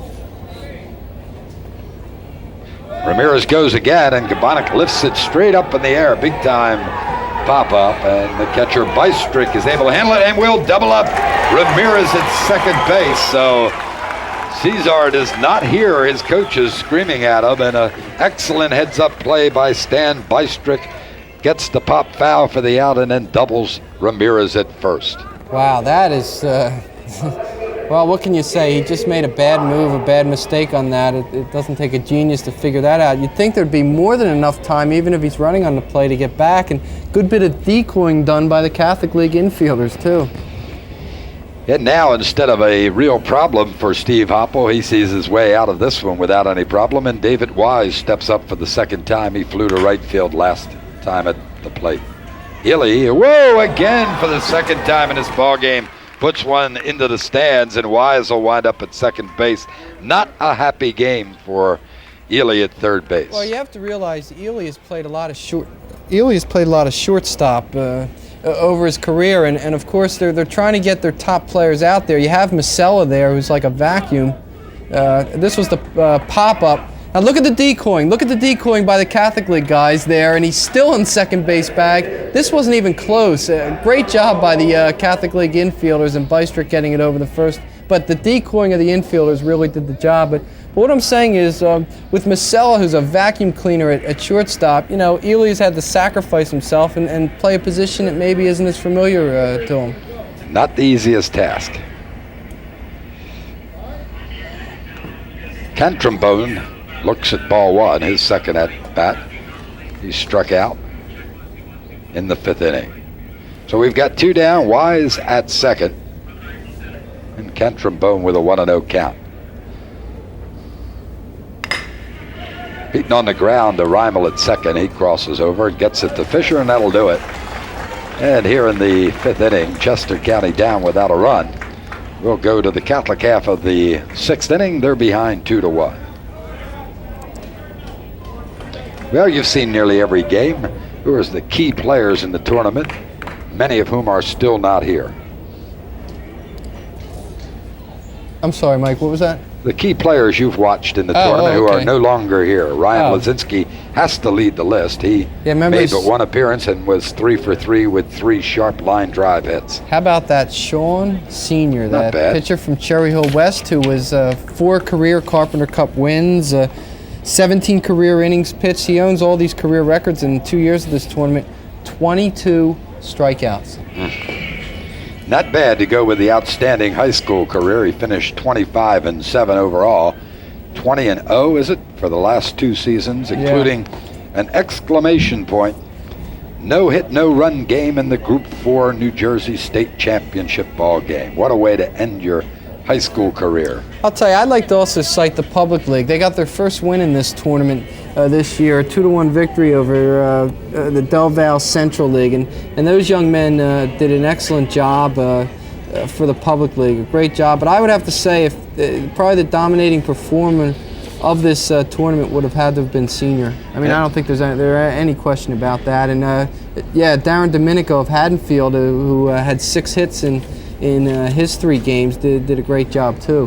Mike Tallarico from Bishop Eustace, fine right fielder for South Jersey Central, finished the tournament with 5 hits. And maybe Tallarico and Domenico, the least heralded of that club, and they both had great tournaments.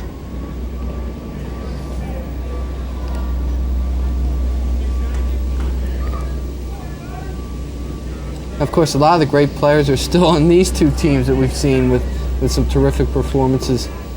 Reimel at the plate now, 1-1 count from Sheridan. Quiet ball game here in the final. Good pitch that time, outside corner, 1-2 the count. I don't think there's any question, though. If you had to rate the top 2 players probably in this tournament, other than senior position players, as he gets a base hit in there, would have to be Lazinski and Gabonik. I mean, you don't have to be an expert to realize that, both catchers.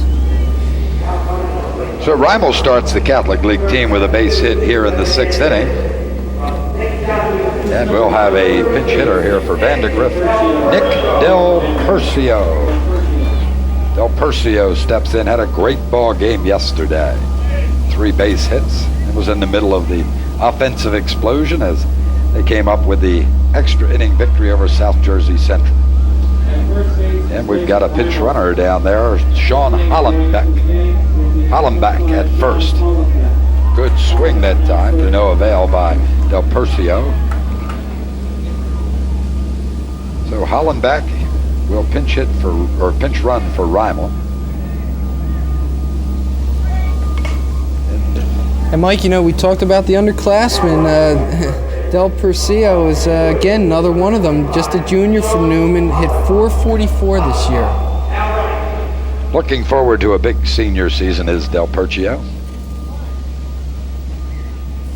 0-2 back in the count, but he will get first base as a result of a mistake by Sheridan, who hits Nick, moving Hollenbeck down to second.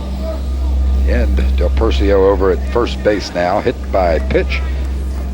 And Scotty Ely will get a chance for the 3rd time. He struck out in the 2nd, singled in the 4th. I think Coach McNichol may be signaling to Mike Myers, or may want to go with Mike Myers. They're the 3 main men he's been going with. The fine lefty of Lansdale Catholic, and Myers has been warming up, and I think I saw a signal to the bullpen, Mike. Well, a big conference on the mound. Ely, with the 2 errors, can't wait to bat in this situation. Sheridan has dug himself and his teammates into a real hole. They're leading in the ball game 2-1 here in the bottom of the 6th, but Catholic threatening. I guess I was premature. I thought he was signaling for that. They're going to stay with Sheridan right now. And you have to wonder, Mike, and this is a tough situation with nobody out, runners at first and second, already a guy in scoring position. Do you give up Ely and Bunham? Yeah, a lot of conversation between Ely and his coach, Paul Ellis. That time he didn't look like he was bunting at all, and I think a guy like Ely has such a great stick. I think I'd let him swing. You were taking a look at Chuck Fritz, number 21, warming up in the Chester County bullpen. 1-1 the count now to Ely. 2 runners on, nobody out. Hollenbeck, the pinch runner at second, and Del Percio, the pinch hitter at first.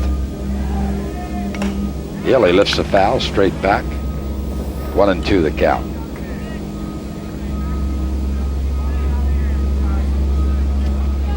Ely with a big tournament so far, came in today .375 and is 1 for 2 in the afternoon. Sheridan misses high, count even at 2.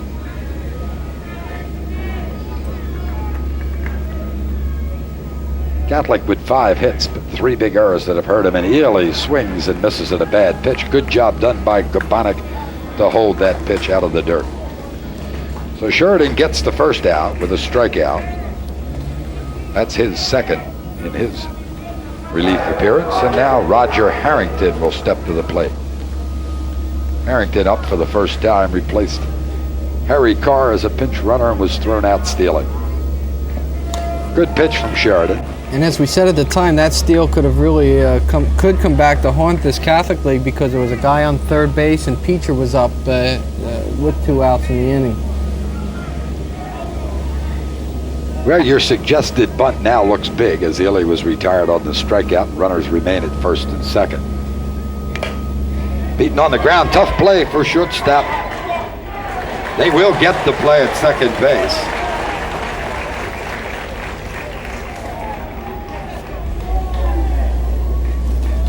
Good job done that time by Corey Hanaho at second base, getting it over to McSherry.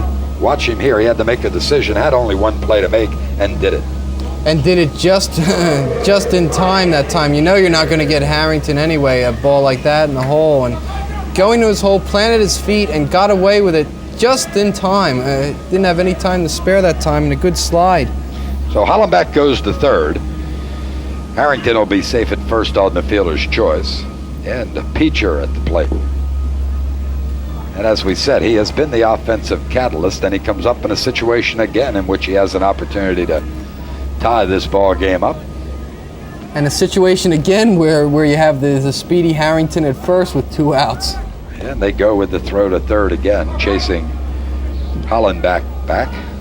I think this time the Catholic League will be a little more careful, and I don't think Harrington will be going anywhere, especially after being caught down by Gabonik's gun.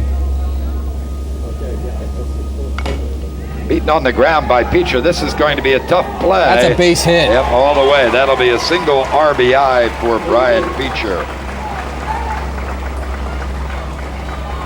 So Hollenbeck scores. That ties the ball game at 2 runs apiece. Harrington will be safe at second, and Peacher will be at first. 2-2 the score here in the bottom of the 6th. McEwing remains in the ball game. He'll bat for the 4th time. He walked in the first, struck out in the 3rd, and flied out to left in the 5th.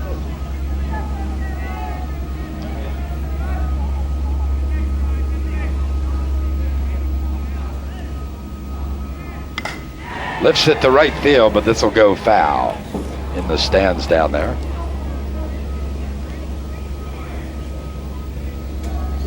Hit by Peacher, tied with the 1990 tournament label of Domenico from Jersey Central 6. Mike, we're just told that that ties him with the lead. Peacher with 6 hits in this Carpenter Cup, with the aforementioned Darren Domenico, who we were talking about from Haddonfield High School, 6 hits now. And the only other player threatening that still in the contest is Masella. He has, the shortstop, has 4 hits. 0-1 the count. Now they go back to second and throw it wildly into center field. Ramirez will come up with it and try to make the play at second. As advancing to third is Harrington, over to second is Peacher. So an error on the throw by Sheridan. Play that probably looked good to them when they were thinking about it, and winds up putting 2 runners in scoring position instead of having them at first and second. Yeah, and Harrington and his speed kind of caused that. He had a pretty big lead on there, forced the throw, and you have to wonder if he was thinking about taking off for third. And we get the base hit to right field. This will score 1, and now possibly 2. Good throw coming to the plate, but goes over to the right side, and because of the errant throw on the pickoff play, the Catholic League team gets 2 more runs.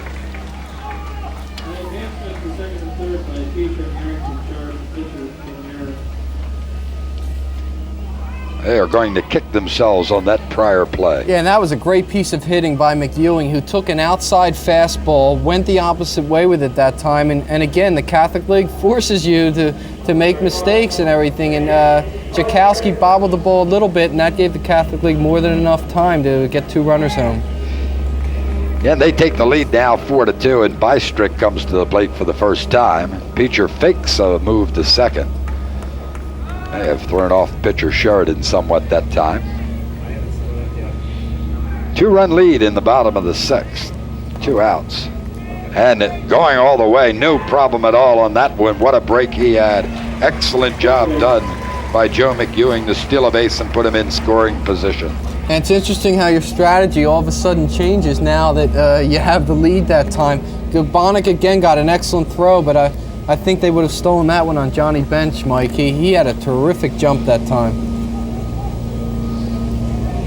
2-0 the count to the batter, Bystrick. Sheridan gets him to drive one to the first baseman. Blackburn will take it for himself. 4-2 after 6. We'll be back.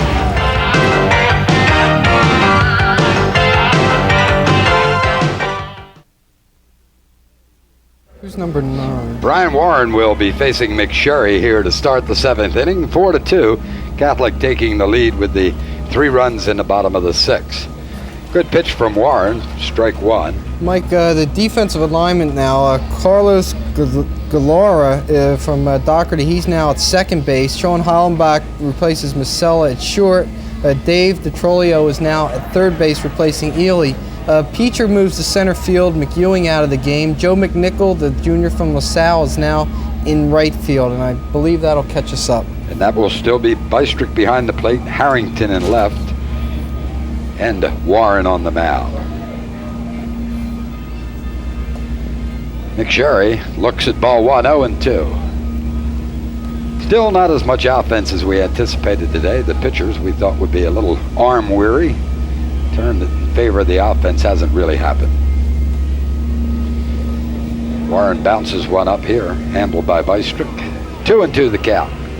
Warren, by the way, another deceptive record. He was involved in a lot of close games this season, Mike. He was 4-5 this season for St. James, but he had a 1.0 ERA, a 1.90 ERA as he punched out the first batter. All right, McSherry down on strikes. We'll go to the top of the lineup. A.J. Petrolati coming to the plate for the second time. He walked, stole a couple of bases, and came in on the back end of the double steal in the 5th.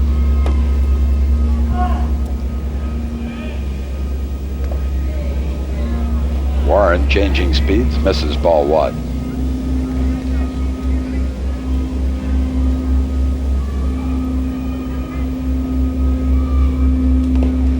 Misses inside this time with the fastball. 2-0. Warren, by the way, another one of those players, Mike, that is not committed to a college, and as we said, he had a great showing last year in the Carpenter Cup also. Gets a strike here. 3 straight fastballs to Petrolati.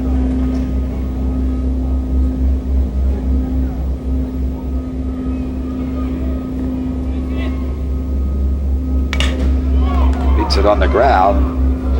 Going to be problem here. That will be, and wait for that call as Hollenbach cannot come up with it. I would have to think, even though that was a tough play, that would be an error on that. Tough short hop play though that time. We'll take a look at it again. Watch as Hollenbach charges quickly and is trying to gauge the bounces. New experience for so many of these guys on the AstroTurf. He cannot get it. I rule it a base hit. And they rule it an error.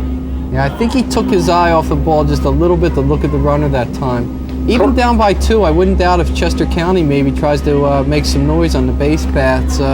You know, they have to create something right now, Mike. Corey Hanaho will be the man responsible to try and keep things going. Hanaho up for the second time, has a single. It was on the front end of that double steal that resulted in a run. From the Hill School.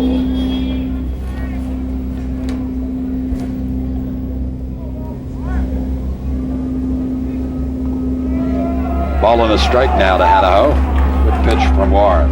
Yeah, some of these averages, Hanaho hit .538 this season, and what makes all this more impressive is guys like Hanaho, maybe the best players on their team, they're not always seeing the best pitches, and they're still being able to tear the cover off it. Warren over to Fisher at first to chase Petrolati back.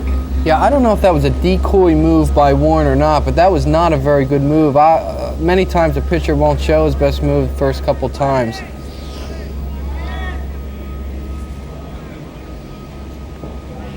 Warren misses low this time and in the dirt, 2-1. 2-1, 1 out, 1 on. Catholic up by 2, 4-2 here in the top of the 7th.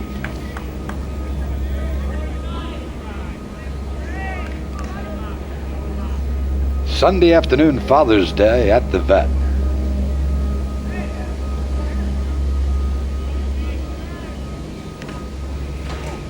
Bystrick takes the foul on the hand. It's 2-2. You know, forgotten in all this is the excellent job Hoppel did coming in relief after yesterday really being touched up a little bit, and shows a lot of resiliency for the Bishop Kendrick Jr., and who right now stands to be the winner of this game if things stay the way they are. Runner going, Petrolati. Good throw from Bystrick, not quite in time. He'll hang on with that right foot. Be safe at second with the steal, A.J. Petrolati. And Hanaho will be down on strikes. So 2 outs here, 2 strikeouts for Brian Warren. And we see Blackburn for the first time. Yeah, this was a great throw, by the way, by Bystrick, but again, Warren kind of took long to get it there. And again, I keep thinking, Mike, we saw the batter go ahead of him like that. That's the second time that the Chester County batters, it looked like interference. Blackburn comes into the game hitting 400 on the tournament, wraps this one down. Blackburn gets it here, he'll get it to Warren, and they'll complete the play there. That'll retire Chester County here in the 7th inning. We'll go to the bottom of the 7th, 4-2 Catholic on top. Well, Philadelphia Catholic got here after winning their opening game 11-2 over Interact Bicentennial. They then scored 11 runs again in the second victory over Philadelphia Public. Interestingly enough, Public having won their first game in the 5 years they've competed in the Carpenter Cup.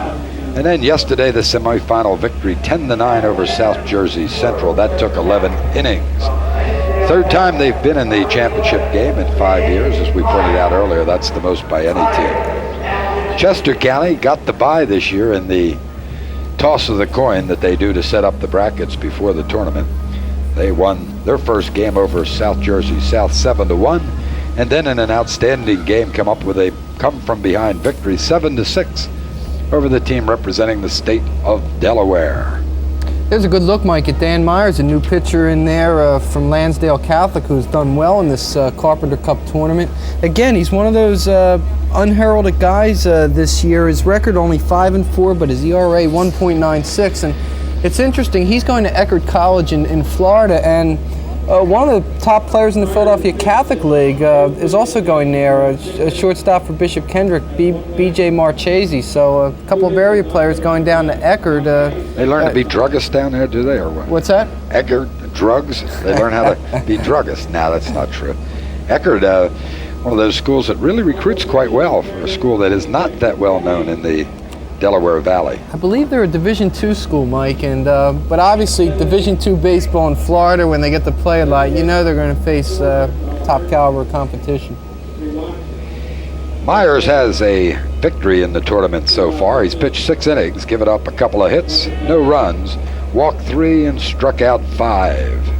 And again, he's one of the beneficiaries of the fact that they got the bye into this game. He went to 6 innings over a 2-day span on a Friday and a Sunday, and then has had the week to rest. Again, won't dazzle you as I saw in the opening game. Won't dazzle you with a blazing fastball, but again, relies on pinpoint control and hitting corners. Carlos Galarza coming to the plate for the first time. Carlos is in the batting order for Masella. Galarza has not gotten a hit in the tournament to this point. Myers starts his appearance with a ball, outside breaking ball.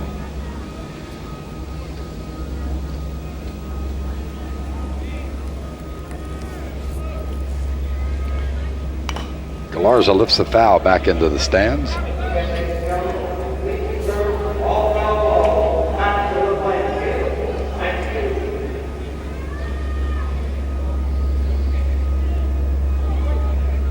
Dan Myers, 1-1 count. Misses again outside. Ball 2. And of course, Mike, Coach Paul Ellis of the Catholic League, hoping that he can get 2 more innings out of Warren and won't have to go with Coble of Cardinal Doherty, who's really pitched a lot recently, including four innings yesterday. And obviously, going according to plan, he's hoping not to use him if he doesn't have to. Galarza lifts this one foul into the stands on the right side. Count evens up 2-2. Been a great 10.5 ball games here at the Vet. 10 2/3 maybe, I guess. This is the 11th contest this year. Some talk of expansion in the future. Possibly go to 16 teams instead of 12 a year from now.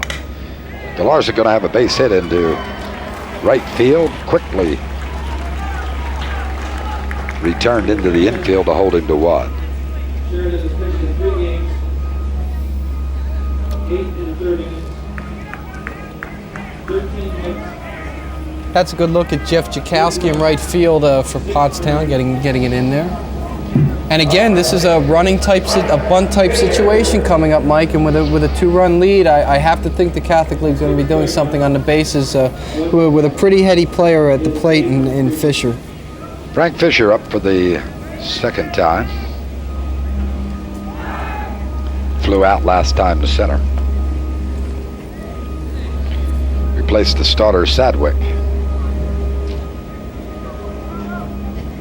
Again, Myers did not show his best move going to first base. We've seen him go there better. That was a little bit better that time. These pitchers don't like to give it all and at one time, kind of like to con the runners a little bit. He still has a better move than that one that we saw. Good pitch outside corner from Myers. We saw a lot of people picked off in the first 3 or 4 games. First time that people even got a look at the opposing pitchers. Misses here in the breaking ball. Most of it was done by left-handers. Left-handers have just that way of deceiving you in going to first. Of course, obviously the best example we ever saw was Steve Carlton. Well, the big pickoffs were at third base. Good pitch here from Myers, catches the outside corner. 1-2 the count. Chester County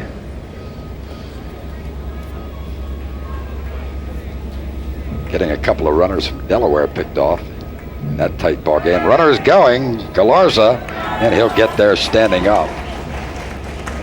As Kubanek has trouble holding on to the ball. Stolen base for Carlos Galarza.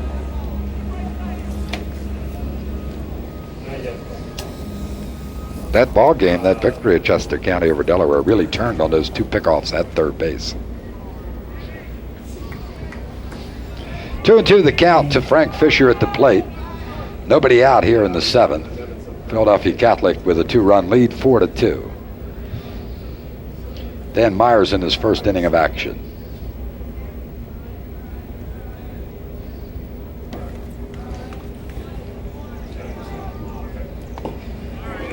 Fisher fouls one held by Gubanek. That'll be a strike 3, and Frank will be the first out of the inning.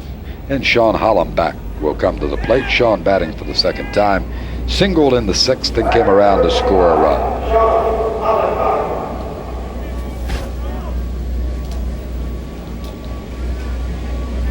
Catholic League has become a very competitive league baseball-wise and in other sports. Oh, I think in baseball it's one of the best year in, year out in the Delaware Valley.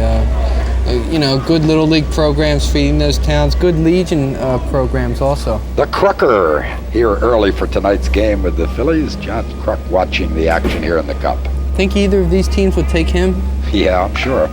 Attempted bunt here by Hollenbach goes foul down the right side. Yeah, and with Hollenbach's speed, Mike, that was obviously being done he was going for a base hit. With 1 out, he wasn't really just trying to sacrifice the guy over the third. He's got the speed to beat it out. Different game, though, when you're bunting on AstroTurf. Saw a great drag bunt to second, and can't recall, they all blur together after doing 11 games in so few days, but we saw a great drag bunt taking advantage of the AstroTurf in an earlier contest. 1-1 the count, 1 out, 1 on. Ground ball by the third baseman. Petrolati cannot get it, and Galarza will come around to score, and safely in the second with a double will be Hollenbach. Good piece of hitting by Sean Hollenbach to pick up the RBI and the plate. Run number 5 for the Catholic League team. You know, and if we were watching a Major League game, that's a routine single, but Hollenbach took advantage of the hesitation that time and made it in the second easily. Then Del Percio now will come to the plate and try to move Hollenbach around. Take a look at this one, and there's no chance here at all for Petrolati. Well, the old adage, you guard the line late in the game. They've had a couple of hits down there right by the third baseman. Good hit for Del Percio here, and this gets by the center fielder, Ramirez, and we'll get one run, and Del Percio will probably circle the bases here. Yeah, no doubt. A single and a 3-base error will probably be the ruling, but he loves it as he scores, and 2 more big runs, making it 7-2, and really making things look a lot easier for Catholic here. Ramirez making a mistake, hoping to try and get a throw on Hollenbach and keep him from scoring from second. There'll be an appeal play at third, but it will be denied. Not a happy camper here in center field, Cesar Ramirez. Yeah, and we've been touting Ramirez, and he had the one play where he got doubled up on the pop-up foul, and then that play that time. So certainly hasn't been the best of the days for young Mr. Ramirez. Now that changes things in a hurry here. Expressionless Kruk says, "What happened?"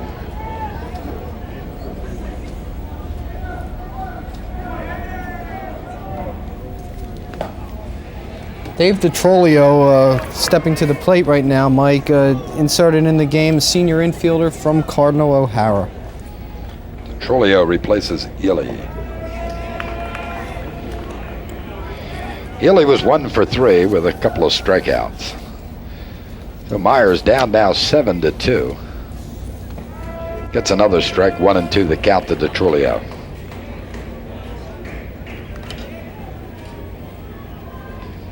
Ten big hits now for Catholic in this team in this game. Mike, what happened here? Just shows you what speed could do as he punches him out there. I thought Ramirez was maybe looking that time at Hollenbach, trying to come home. Took his eye off it a little bit because these guys are creating so much havoc on the base path, and they've been true to form. Single here, stolen base there for the Catholic League. So DiTrolio down on strikes. Harrington steps in, and Myers gets another strike. It's kind of a funny mix, this team. It's a team full of leadoff hitters and cleanup hitters, and not a lot in between. Whoa, this went off the helmet. One of those things that mothers say in the stands, thank goodness for helmets, and Harrington will find himself at first base hit by a pitch. But thank goodness, too, it was a slow breaking ball, too. It didn't have much velocity on it. So 2 down, runner at first. And I'll tell you what, Harrington, as we see it here, just high leg kick that time. Just got away with him, you saw it. And you don't think he practices that, do you? I think Harrington's going to go. I really do, because he got caught by Gabonik on that other time, and I think he's ready to go. Now they're up 7-2, and as they say, he looks runnerish. Is that it, huh? As Brian Peacher steps in, Myers chases him back. Harrington's going nowhere that time. Ball 1 to Peacher. Peacher batting for the second time, has a single, an RBI, and scored a run. Myers thinks he might be running and gets it back across to Blackburn. 3 big runs here in the bottom of the 7th for Catholic. Put him out in front 7-2.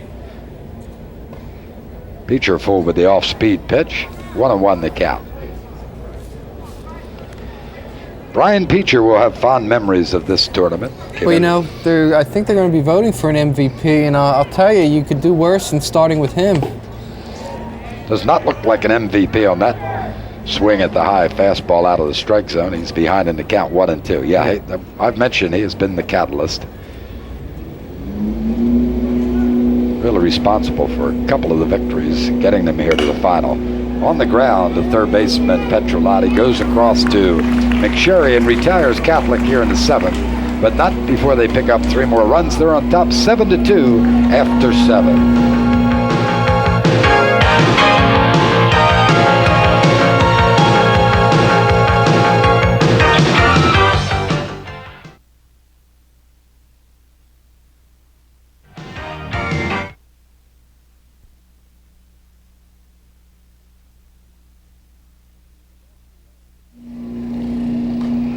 Joukowsky up for the second time, swings and fouls one back from Brian Warren as Chester County down by 5, 7-2 here in the top of the 8th, tries to battle back.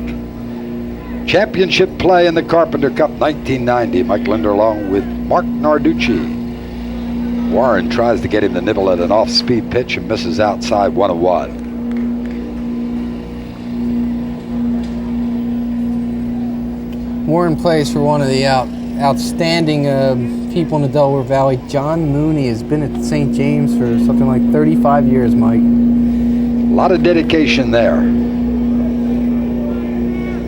I'll tell you, I really liked Warren last year. I thought he threw hard as a junior, and he's doing nothing to change that in my mind this season. And again, he's one of those players that hasn't committed to a school, but wow, you really have to like the makeup of this guy. Gets some movement on that last fastball, 1-2. This is outside here. Bystrick takes it out of the dirt. 2-2 the count. Nobody out here in the top of the 8th. 7-2 Catholic on top of Chester County, looking for the championship. Sharply hit the left field, but over quickly, using that speed, is Harrington. Roger Harrington puts it away.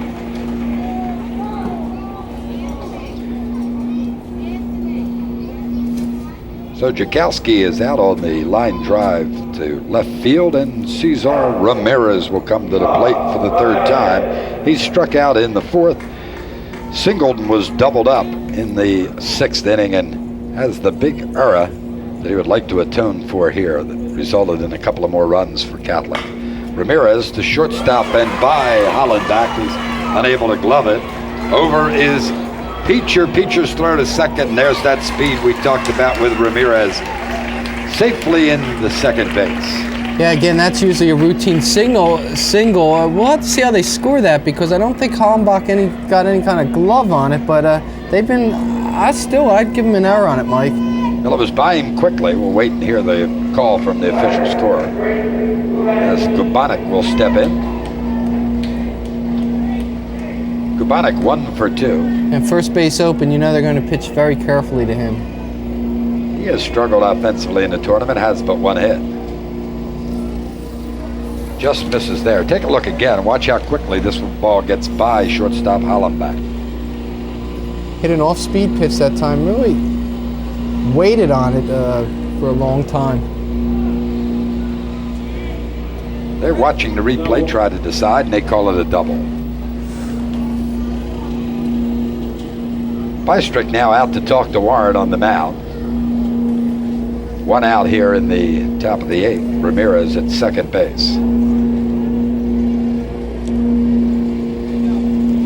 Texas A&M bound Gubanek, unless some money changes hands in the next week or so. Lays off that inside pitch, and it's 2-0. Well, will they come down the pike with the fastball, or will we see an unintentional intentional? You know the rules of the Carpenter Cup do not allow for intentional walks. And that's an excellent rule, because everyone wants to get a shot at hitting. Gubanek gets a lot of this one. This will drive Harrington back. Will he be able to get it? No, it's out of here. Right over the Braves side, and Gubanek picks up 2 runs quickly here for Chester County. Gets them right back in the ball game, 7-4. Second one he's hit out here at the Vet this year. First one fair. Mike, I'll tell you, he waited on that pitch, and that was a tough outside pitch to pull at that time. And Gubanek said that he wanted to get one in this tournament, and just really showed his power. People wonder, well, he had 11 homers this year. What kind of park was he playing in? Well, he showed he can hit him out of any park. Just to the left of the 371 sign. And Harrington got back and gave us a look like he thought he might be able to get to it, but he doesn't. We'll watch this one again. Watch the arms get out. Look at it, on an outside pitch, you'd think he'd go the other way, but he pulls the ball out there, and there's really no question of it. Hitting the Braves sign, you'll see it. Over the Braves sign. You know, it's funny, he told me before the game, as we get back into the play here, he told me before the game there was only one homer this year by Ryan Richards of North Penn. And he said Richards is going to Oklahoma State, and he was kind of ribbing him, and Gabonik had kind of a friendly wager with him, saying, "I'm going to get one further than you hit it," and I think he did. He just won that friendly wager. Yeah, Richards dropped it into the left field bullpen, just under the Mike Schmidt sign, the newly unveiled Schmidt sign. And now Gabonik puts it off the top of the Braves sign. Dave Wise down 0-2 in the count and watches the waste pitch from Warren. And we've got a ball game again, Mark. Yeah, Gabonik hit a pretty good pitch. It wasn't like he threw it right down the middle of the plate that time. One thing, Mike, about this batter, Wise of Great Valley, is his impressive statistic, 1340 on his college boards. He's going to Richmond University next year, and he really done the job. Count even 2-2. I don't know if you've been down to Richmond. There is a gorgeous college campus and an outstanding academic school. Sharply hit the second base, handled by Galarza and across to Fisher, and they get the second out of the inning. You know, it was a little misleading when we were saying Gabonik came into the Carpenter Cup Finals hitless. He was only 0 for 4, and one he hit a foul ball that would have been out, missed it by about 5 feet, so he got some good licks. Now he has 2 hits today. Steve Catrombone to the plate for the second time, grounded out the second in his last appearance. So Warren wants to retire Catrombone and get safely to the bench. He's going to be tough here again for Hollenbach. Picks this one nicely, crosses the diamond to Fisher, and they get out of it. But the Chester County team scores 2 on the Gabonik home run, and it's 7-4 as we go to the bottom of the 8th inning.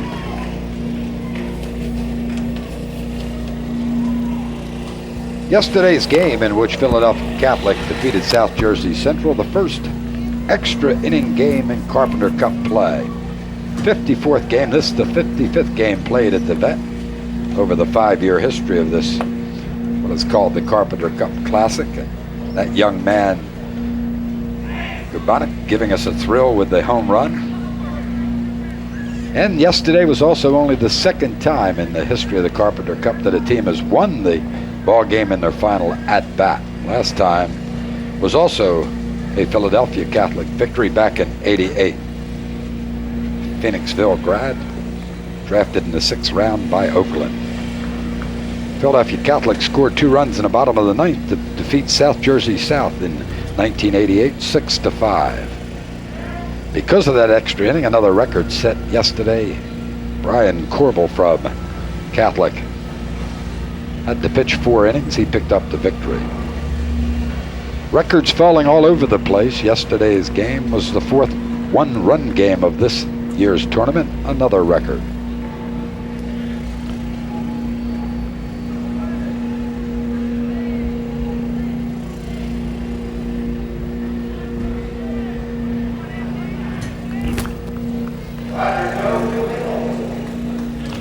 Some young men down there, escapes our knowledge as just who they are. Giving a presentation.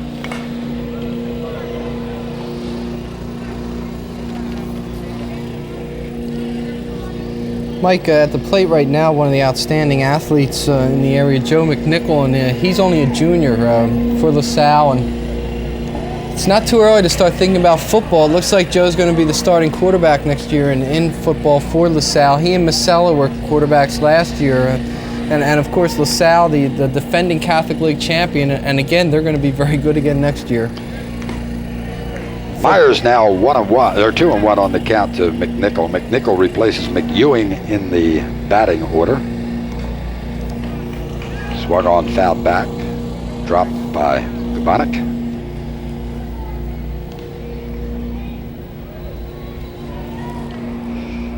Seven to 4, Catholic on top in the bottom of the 8th.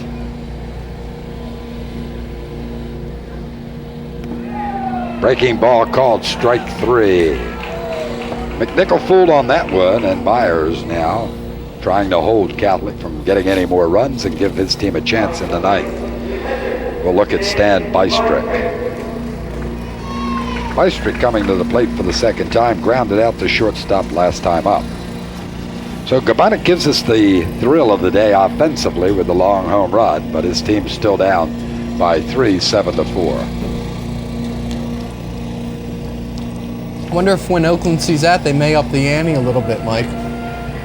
Well, you know, we've seen some great catching the last couple of years. Remember the job done last year by J.J. Picola, now at North Carolina State. Good pitch. 0-2. Myers quickly out on top. He, in his first appearance last year, you'll recall, in the first inning threw a runner out with no problem, then came to the plate and hit a long home run. On the ground, safely in the center field for a base hit for Bystrick. So we've seen Gabonik, we've seen Picola, we've seen Luzinski. We've seen some great catching here in the last couple of years. No doubt, and I think catcher is one of the strongest positions again. A 4 underclassman, at least in the South Jersey area, it's really strong. I think in the Pennsylvania area, the pitching is really the strong part among the underclassmen. But you got guys like Steve Hessen of Burlington City, a young sophomore who wasn't even able to make this team because there were so many good players, by the name of Steve Young for Cherry Hill East. He had 495 this season, so a lot of good catchers. And as I said, I think on the PA side, the pitchers are really strong, headed up by Danny Custers of Wood, and we talked about Keith Conway. And can you imagine what this Catholic League team would be like if it didn't have either the injury problems or the people not here? It's a tournament of depth, and they've certainly proven that they have that.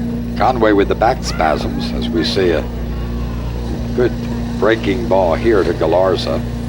And there were some other fine players that just weren't able to make it because of other commitments. George Beisel, Father Judge, who was a Maxwell Award winner in football and just a terrific all-around athlete. And every team has that too. I mean, every team has people that can't make it and all, but to be able to do it and to still be able to, be in the championship game and leading is quite a testament.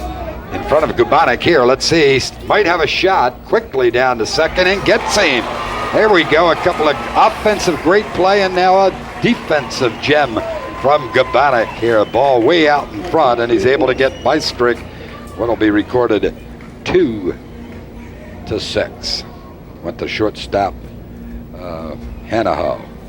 And he did what all catchers are taught. He got his body in front of it and instead of just trying to catch things, and he bounced it right up to himself and was able to make the quick throw. 3-2 now, count full to Galarza. 2 out here. We'll take a look here. Look at this. There it is. Bounces it up and finds it quickly. Look at this throw. Look at this throw.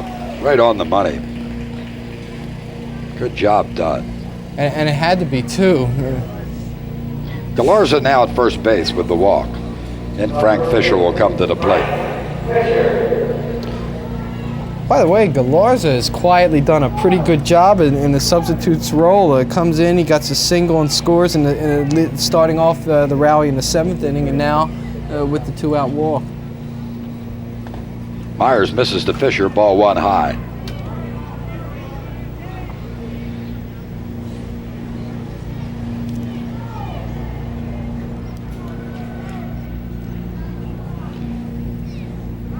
Myers to Blackburn, chasing Galarza back.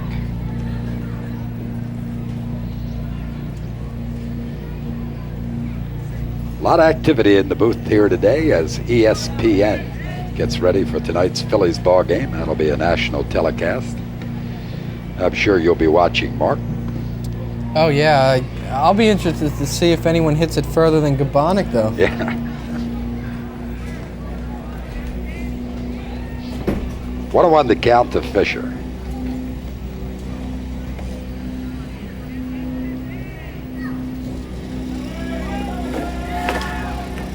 Runner going, Galarza. Throw gets by shortstop Hanaho. It'll be a stolen base.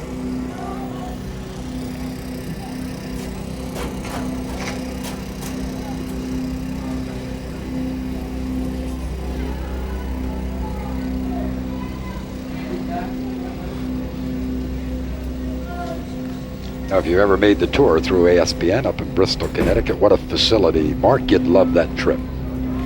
Hey, I never have been there, Mike. It's worth the drive.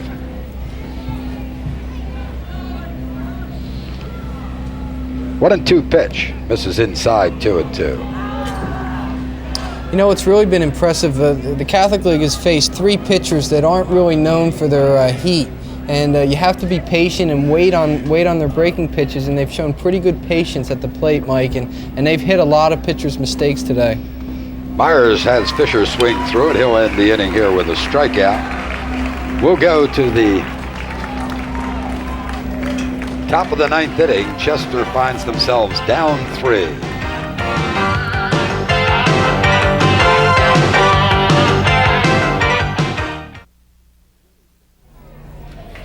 Steve McSherry steps in for Chester County. They're down 3 runs here in the top of the 9th, 7-4. Warren's still working. After a ball, he gets a strike here, 1-1. So Chester needs runs and needs them quickly. Beaten on the ground and gets a good play here for the Catholic League team as Fisher is able to get the ground ball and retire McSherry unassisted. 1 down here in the 9th. Mike, the impressive thing about Warren is he's throwing pretty hard, but I think we've seen him throw harder before, but he pitched 2 1/3 innings yesterday, and you say, well, that's not that much, but you consider the warming up and everything like that. It's not that easy. These guys aren't used to bouncing back 2 days in a row.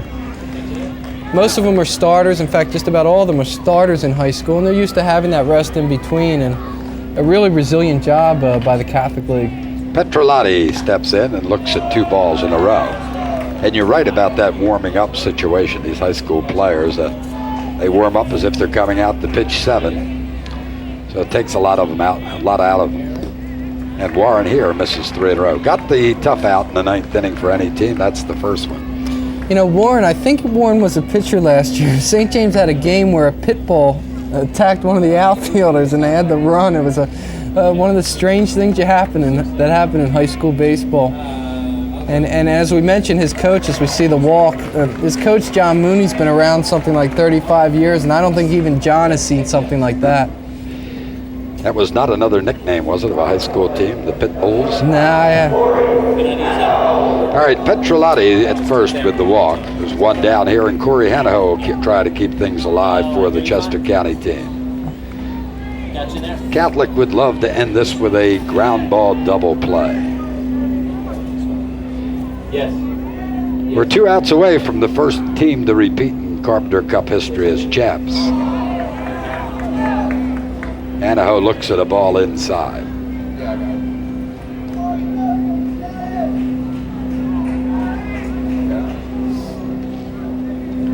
One 1-0 pitch from Warren. Yes. Misses. Gets the inside corner that time. Call by Tom Beck. Love the job done by the officials all the way through the tournament. They are to be congratulated. They donate their services.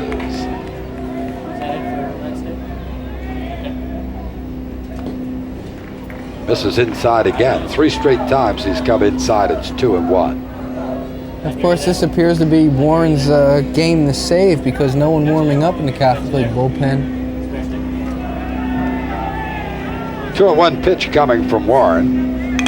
On the ground, let's see if it gets through. Cannot be taken by Galarza. That'll move Petrolati to second. He'll stay there. Hanaho at first with the base hit. And we'll move to Blackburn.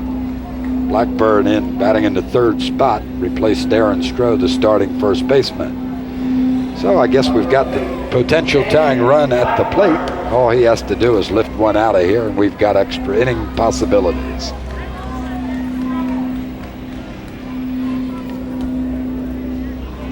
So the infield will, I'm sorry. Go ahead, Mark. You said all he has to do is lift one out of here. Not as easy as it sounds. Well, there's been 23 home runs in Carpenter Cup history. They'd love to see number 24 here. If you're for Chester County, Warren brings a breaking ball inside for a strike.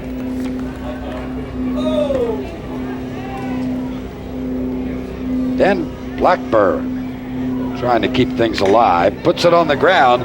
Fisher gets it. He'll get it over to Warren for the second out. Runners will move up. Petrolati over to third and Hanaho to second, but a big out number 2 on the ground ball, 3-1. You know, you see what kind of athlete Warren is. That's 2 plays we've seen where he's had the cover first and he's had the runners beaten by a considerable amount. Really gets over to the bag quickly. 7-4, Catholic on top, looking to become the first repeating champion in Carpenter Cup history. And it Down to Jeff Jakowski here to try and keep Chester County alive. Warren looking for the save. Gets a strike on the outside corner to Jakowski.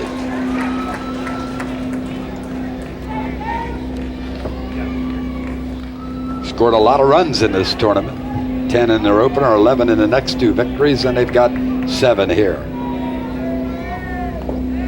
Misses low here. Ball held by Bystrom. 1-1 the count. Now, if this holds on, that'll be the third game Chester County's played where the winning team had 7 runs. So they had 7 in their 2 wins, and now the Catholic League leading.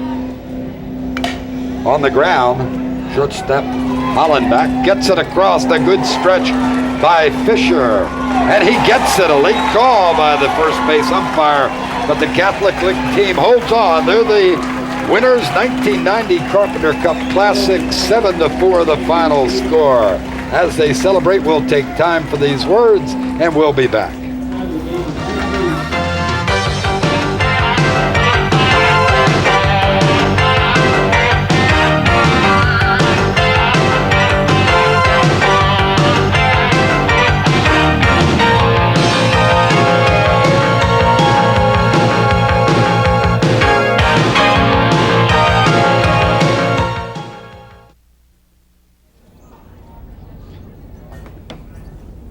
Philadelphia Catholic wins the 1990 Carpenter Cup Classic Championship 7-4. Watch this final play.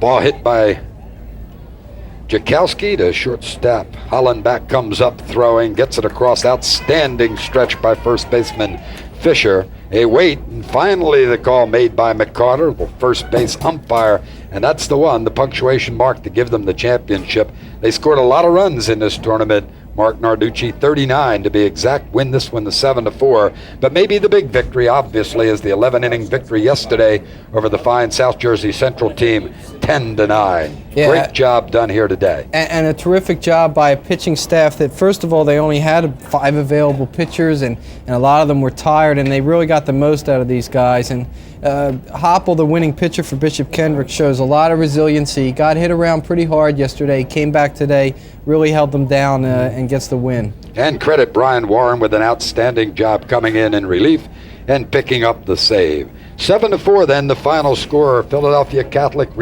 becomes the first team to repeat as champions. They're a happy group down there. Chester County with an outstanding showing. Once again, the final score is 7-4, Catholic on top. Now for Marc Narducci and Store Communication, I'm Mike Lindner. Thanks for joining us. We'll look for you next time.